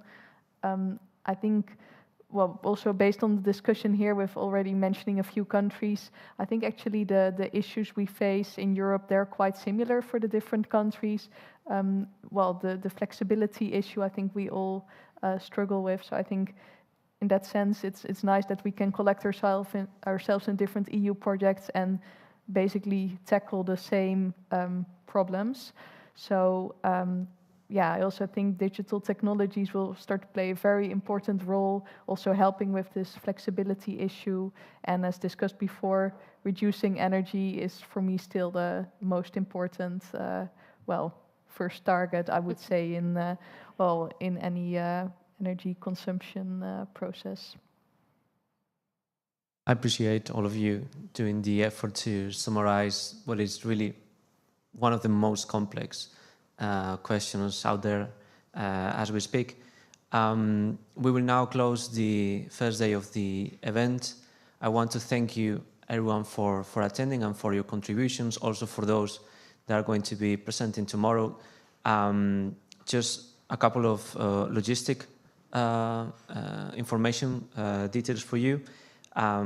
We will now have, as you know, our cocktail dinner right in the same place we were before. And for tomorrow, we will be having our policy session, mostly based on high-capacity thermal and storage presentations on recommendations from Minister, and then we will move into an expert panel to give us a different overview from the point of view of the industry value chain, from the associations, so a more social approach, and that we can round up some of the questions we initiated today but didn't have time to complete. And we will start tomorrow with a welcome coffee at 9 o'clock, but the session itself will start at 9:30 with a brief introduction into our policy recommendations. So thank you very much for giving all that you could give today in such a short time. And for the rest of you, we will see you tomorrow. Thank you.